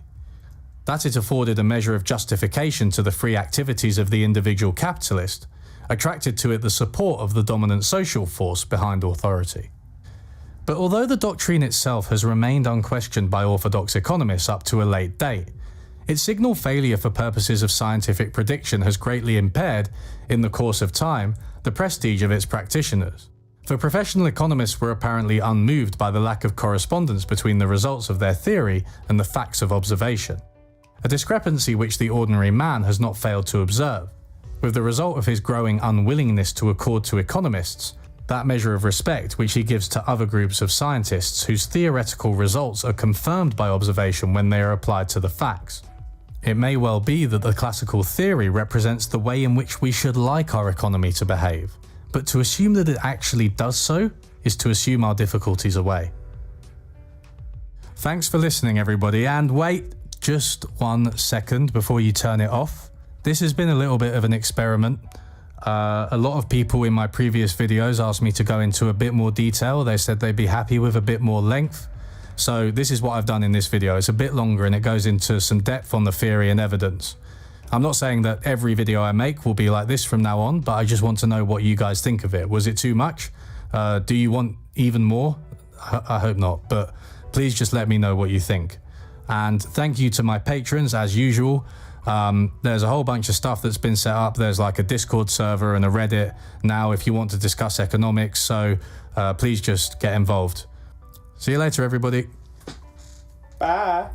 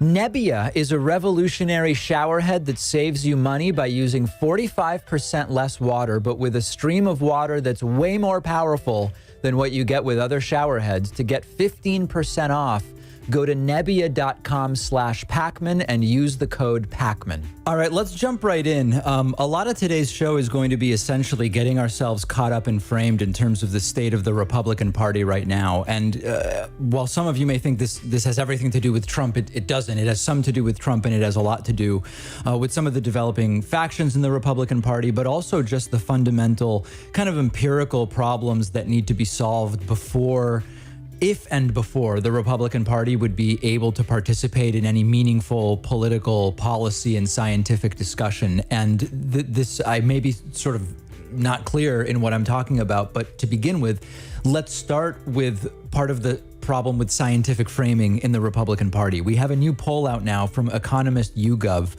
which shows that Republicans trust on medical issues Donald Trump over Dr. Anthony Fauci, over the CDC, and maybe not surprisingly, over the Biden administration. That one maybe would be to be expected, but less indicative of a problem than is the lack of trust in Dr. Fauci and the CDC. The vast majority of Republicans surveyed say they trust Donald Trump on medical advice, despite the fact that he wondered about injecting bleach, disinfectants, etc. 66% of self-identified Republicans say they trust Trump a lot or somewhat for medical advice. Only 11% of Republicans trust Joe Biden. Now, that's less of an obvious problem to me in the sense that they're both politicians. Now, of course, you and I would look at that and say, well, but Joe Biden's positions are just repeating what doctors say, whereas Trump's have been arguing against doctors. No doubt about it. But it's less concerning than when you compare to Dr. Fauci and the CDC. You look at the CDC had the highest level of trust at 57% overall. Dr. Anthony Fauci had 48% trust overall. But when you look specifically at Republicans trust Trump more than Fauci and also more than the CDC. So why do I care about this? It's not because I want to go and make fun of Trumpists who trust Trump over Dr. Fauci. I really don't care. Many of them believe lots of things that aren't true, and it doesn't really matter in terms of the political discourse or in making specific things happen. They just have different beliefs, and we just sort of write it off. Here it has a very practical life and death implication. When you think back to the start of the pandemic and you look at the disastrous U.S. response, much of what we see today is as a result of that. When Donald Trump and Republicans, I don't know if pretended or lied or whatever, didn't know all along how serious this was, and the mask discussion where they were against masks, and the guidelines discussion where they were against guidelines, the open everything people. And then, of course, as we got into the vaccine era, if for a year you've been told this isn't really serious and you don't need to do anything, of course, you're going to be less likely to want a vaccine. Why would you need a vaccine for something you've been told for a year isn't serious anyway? And then the conspiracies, and then the Bill Gates RFID chip vaccinations, or whatever the case may be. This has very real world implications. And when you now look at the numbers and you look at, could there be more dramatically different vaccine situations than, for example, Mississippi and Massachusetts, to pick two states that start with the letter M? Widely reporting in Mississippi, tens of thousands of vaccination appointments that no one's showing up to. They are trying to figure out in Mississippi, what do we do? Because we have all these locations, we have all these appointments available, we have all this vaccine, and people aren't signing up. Compared to a state like Massachusetts, where 92% of the population says that they want the vaccine. Massachusetts reportedly 30 days away from herd immunity. Very different situation in Mississippi. While it's warm, or warming, while we are seeing a decline of cases, okay, maybe you're not going to see dramatically different situations. When, if indeed this becomes seasonal and we start to see another uptick in the fall, you're going to see another two-tiered system from states with herd immunity and states that completely lack it. So when you see a poll and it says these Republicans trust Trump more than Fauci or the CDC, it is easy to just laugh it off and say, look at these stupid people. But it affects everybody. As we know, not everybody can get vaccinated. Children won't be able to get vaccinated for some time. We still don't know how long, hopefully 12 to 16 and 12 to 18 very soon. 8 to 12 is going to take longer, etc. This has a real world impact. And when you trust Trump over Fauci, it follows perfectly logically that Republicans would be Trump-supporting Republicans would be the most anti-vaccine group in the United States at this point in time. How do you change this? I don't know. We have seen the anti-vax sentiment decline. The number of people who want the vaccine has gone up.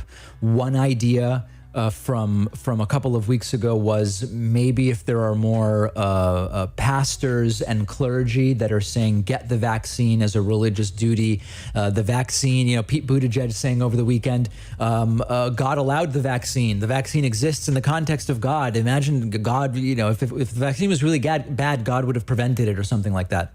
Makes no sense to me based on my sensibilities. Maybe that would work in at least getting more religious Republicans to be interested in the vaccine. I don't know what the answer is, but the point is this has real world impact. We talk sometimes about flat Earth as a relatively benign conspiracy theory. You can make the case with flat Earth that often flat earthers believe lots of other stuff that is damaging. You've got a lot of overlap between flat earthers and other types of conspiracy theorists, anti-Semitic conspiracy theorists, one world government type stuff.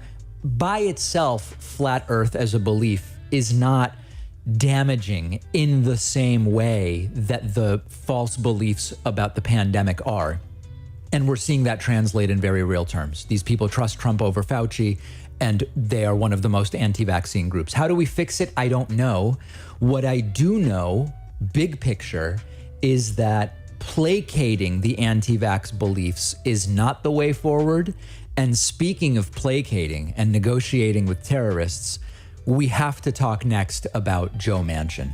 Shortly after Joe Biden won, and it looked like control of the U.S. Senate was going to come down to 2 seats in Georgia, we knew that the best case scenario was 50-50, with Democrats technically having a majority because Kamala Harris gets to cast the tie-breaking 51st vote if all 50 Democrats are on the same page about a particular issue or bill or whatever the case may be. And so when we knew that that was going to be the scenario, I started talking about Joe Manchin.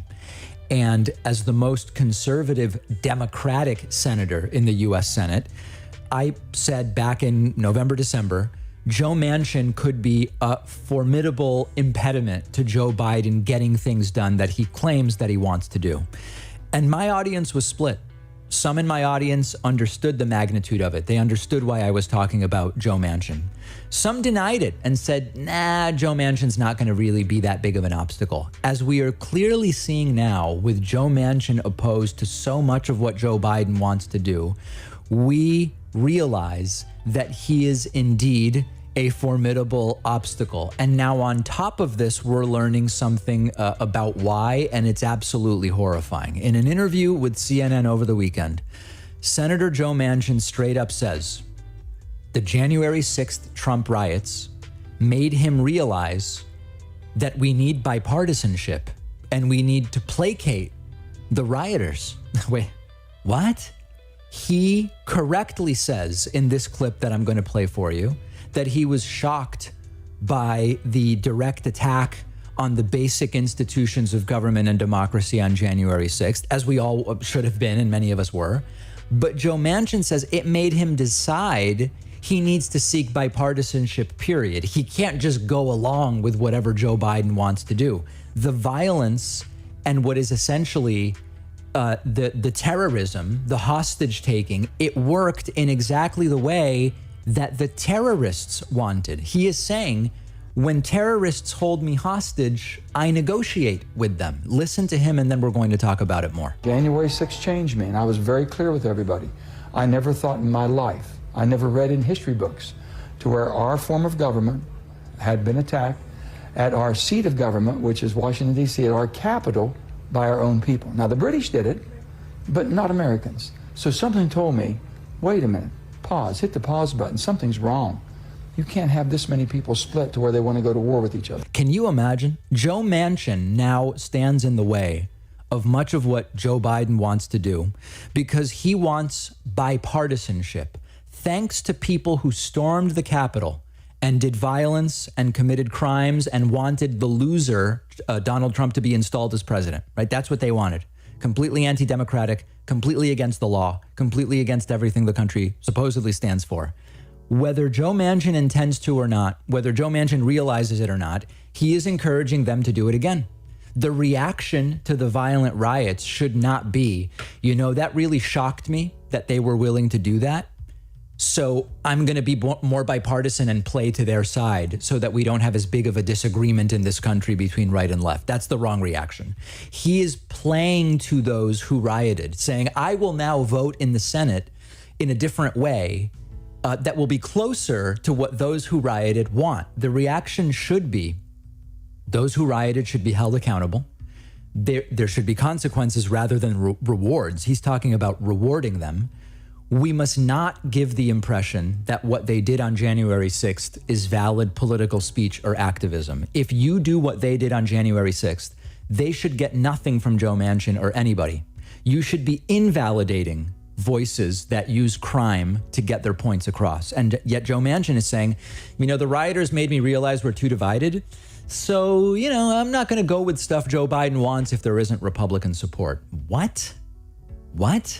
He wants to bridge the gap between the rioters and the non-rioters? Give me a break, Joe.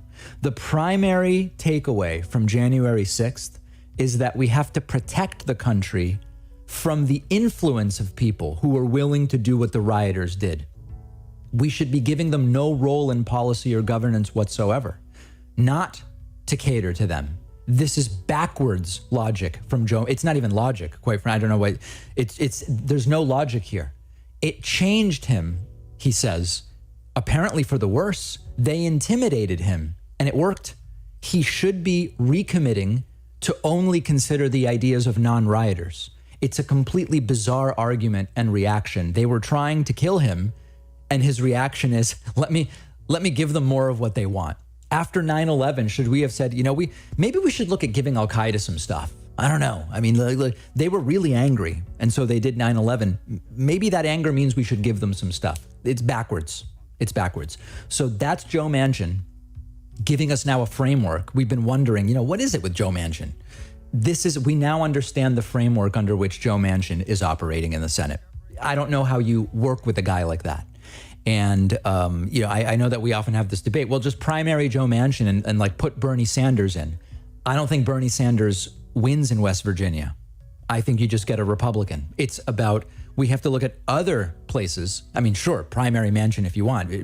If you successfully do, it might lead to a Republican. But at the same time, we have to be looking at states, races in which in 2022, a Republican senator can be removed and a Democratic senator can be put in, hopefully one who is a more reliable vote than Joe Manchin has been. Let me know what you think. This strikes me as could not possibly be more backwards. Find me on Twitter at @DPakman. Let me know your thoughts.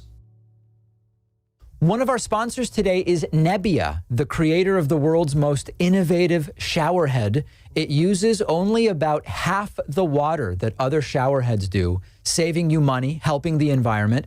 But it's actually a lot more powerful than other shower heads on the market. It has twice the coverage of other shower heads. The water sprays with a ton of pressure. I've been using it in my bathroom at home. I love it. Only took a few minutes to set up, really easy, and it's been a totally different experience than any other shower head I've used. I can get in and out of the shower way quicker now because of how powerful it is. It only takes a few seconds to get completely rinsed off. So I was actually amazed that it's only using about half as much water. Nebbia also offers a number of shower accessories like shelves and curtains, which match perfectly with the design of the shower head. The shower head starts at just $199, but the first 100 people to go to Nebbia.com/Pakman and use code Pakman will get 15% off all Nebbia products. Remember that our show is mostly funded by individual members. You can grab a membership at joinpakman.com, get the daily bonus show, get all of the other great perks, including commercial-free audio and video streams of the show, all of that great stuff at joinpakman.com. We are going to be talking about a number of aspects of a weekend Republican donor event that took place at Donald Trump's Florida club Doral. Looks like Doral to me. I don't know why they say Doral, but if that's what they say, I'll say it. It took place this weekend. We're going to talk, yes, about what Donald Trump said, but really the relevance of Trump now is more, now that he's out of office, the relevance is what happens to the followers of Trump in the Republican Party, because they really are the future of the party. The followers will decide whether it's Trump or someone else at the head of the party in 2024, and they will decide whether these Trumpian Republican officials get reelected or removed in 2022. And so, okay, hearing what Trump says, fine. But hearing from his followers and from Republican donors, that's really the future of the party. And it's unfortunately as bad as anybody could have imagined. We're going to look at an interview with a woman that CNN spoke to in Florida at this Republican donor event at which Donald Trump also spoke over the weekend. I was looking at this like the Zapruder film. I mean, you almost have to go frame by frame because there is so much ignorance and delusion and toxicity packed into a really small amount of video. So let's just jump right into the first clip. And I do believe that the election was stolen.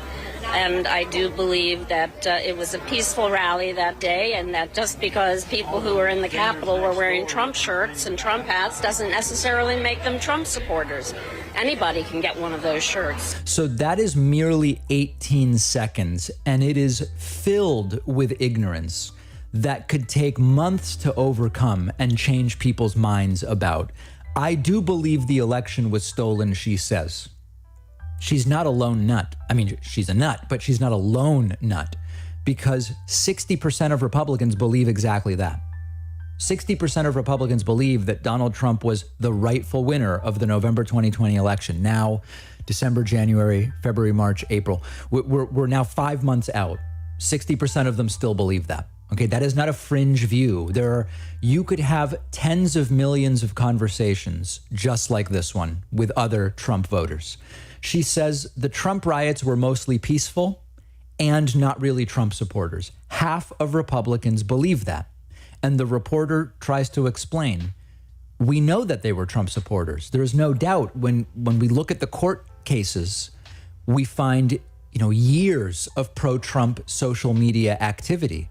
At some point, you have to apply Occam's razor. Did they 2 years ago, 3 years ago, 5 years ago, knowing on January 6th they were going to pretend to be Trumpists, start falsely seeding, SEED, false pro-Trump stuff on their social media? Or if it walks like a duck and it sounds like a duck, it's simply a duck. And she doesn't care when she's presented with that. Take a listen. But a lot of them have been shown to be real Trump supporters, right? Through indictments that they've been a long time support of Trump. I don't know that to be true. So this is really a case of burden of proof. She believes without evidence that the Trumpists at the riots were fake Trump supporters. There's no evidence of that. There is evidence that they are real Trump supporters, but she hasn't seen it, so she dismisses it out of hand. This is a really big epistemological hurdle to clear, and we've talked about it before. Very, very difficult. And the most effective way is you build a rapport with this person, and over a period of months, you can maybe get them to change their view. That doesn't work when it's 75 million people that believe this stuff. It's just a fact of math, quite frankly. Let's continue. I think some people will watch this who are not Trump supporters and they'll say, here's a Trump supporter who's in denial about January 6th. Would it not be better to sort of You don't have to say that to me, because I've had friends and family already say that to me, because they disagree. They think that I'm crazy, that I'm a conspiracy theorist because the election was stolen. Now that is fascinating. She says, forget about your audience saying I'm in denial. My family and friends has already been telling me that for months, and yet it seems to only further her belief that she is correct. This goes back to another principle we've talked about. Oftentimes when people are, kind of bashed over the head with facts, they don't change their mind. They further attach or align themselves to their beliefs. When they are told by others, that's crazy, they don't say, whoa, maybe it is. They further plant their feet in those beliefs, and that it simply doesn't work, as we've talked about before. Let's look at more of this. Speaking of your family calling you conspiracy theorists, Marjorie Taylor Greene's going to be speaking here this weekend. She's known by some as the QAnon Congresswoman. I don't know what's so terrible about QAnon. Can you tell me? It's a baseless conspiracy theory. Well, what is so terrible about conspiracy theories? Anyway, can you tell me?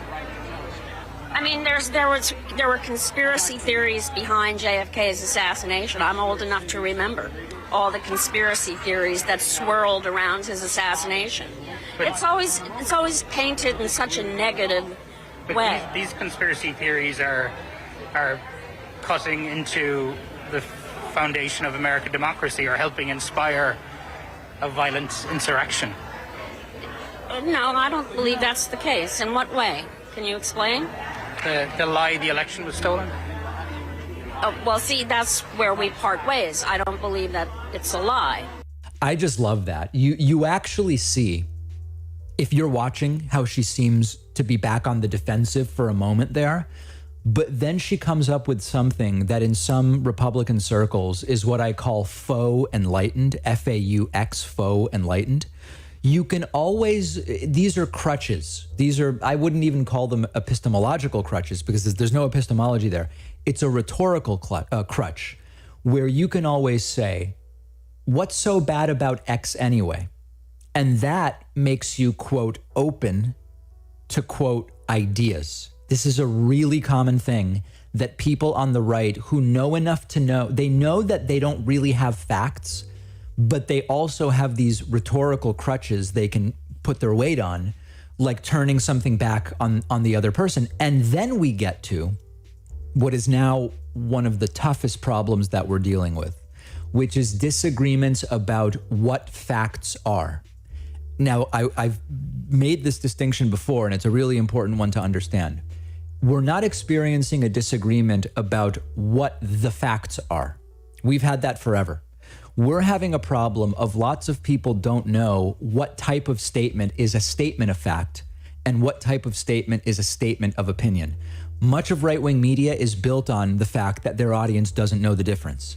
A huge portion of this country, particularly on the American right, doesn't understand that not all statements can be reduced to, we have a different set of equally valid beliefs. There are knowable facts and there are opinions, but tons of Americans don't know how to categorize those types of statements, and there's really no easy recovery with that. And I know it's like a broken record at this point. This goes back to education. This goes back to media literacy, critical thinking stuff you really have to start teaching around age 11 or 12.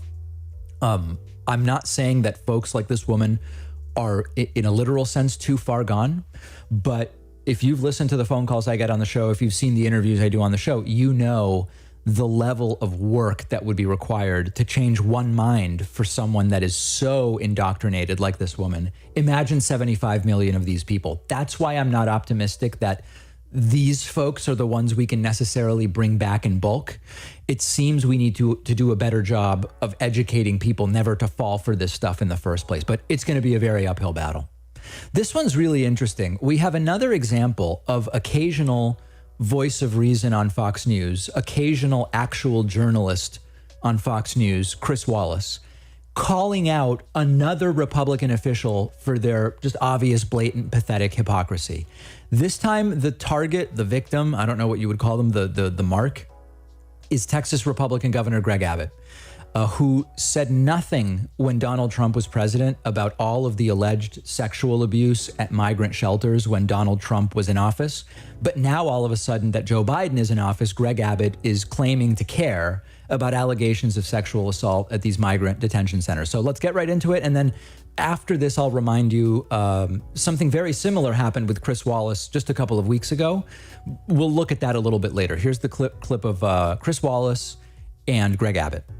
Let's talk about those dire consequences. You made news this week reporting that there are cases of sexual abuse at the Freeman Coliseum in San Antonio, Texas, that houses right now more than 1,600 children.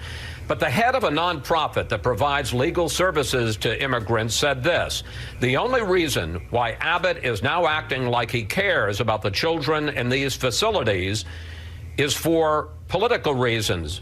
Governor, there were thousands of complaints of sexual abuse at migrant shelters during the Trump years.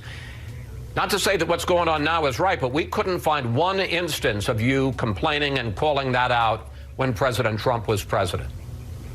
Sure, there are multiple differences between what happened in the Trump administration and what is happening now. First, the Trump administration remained in constant communication with me and with my office and let us know what was going on. Second, I saw reports about exactly what you're talking about and saw that those reports were filed with federal agencies. The one that I talked about earlier this past week were reports that were filed with state agencies, the Texas Health and Human Services Commission and the Department of Protective and Child Services, which is basically Child Protective Services. And so we have a duty to respond to any complaint about child sexual abuse in Texas, as well as to investigate it. And that's exactly what I did to make sure it was addressed. So Abbott says there are multiple differences when Trump was president. There was really only one difference, which is Trump was president then and Joe Biden is president now.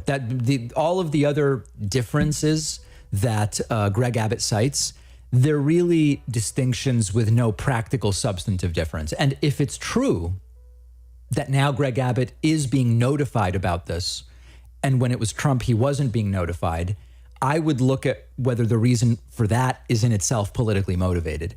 Every time this happens, they always come up with meaningless semantic distinctions that lack any substantive difference. And that's exactly what Greg Abbott did. Now, let me remind you, the last one of these that Chris Wallace did was a couple of weeks ago. And he interviewed Republican Senator Tom Cotton. And Wallace asked Tom Cotton, listen, now you're complaining that with Biden's COVID stimulus, prison inmates received stimulus money. They also got stimulus money during Donald Trump's first COVID stimulus and Donald Trump's second COVID stimulus, and you voted for those. And Tom Cotton came up similarly with a meaningless response that has distinctions that really are of no substantive importance whatsoever. Take a look. Here is one of your other complaints about the COVID relief bill. Take a look, sir. Look how crazy some of the Democratic ideas are. I mean, they had a chance on Saturday morning to stop checks from going to prisoners, from going to the Boston bomber, for instance. And on that vote, they declined. Every single Democrat wanted to continue the practice of sending checks to prisoners. But, Senator, under two previous COVID relief bills that you supported and voted for and that President Trump signed, prisoners also got checks in those bills. Well, Chris, that was obviously never Congress's intent. The Trump administration, IRS, and Treasury Department did not send checks to prisoners. Liberal advocacy groups sued to try to force that. A liberal judge said they had to. This month was the first time we ever had a simple up or down vote on whether those checks should go to prisoners. And the simple fact is that every Democrat voted to keep sending checks to prisoners. I don't think that's a smart idea. I suspect most Americans don't either. Again, there is no defense other than to say, Chris, that's right, I'm playing politics. That's the truth. That's the real answer.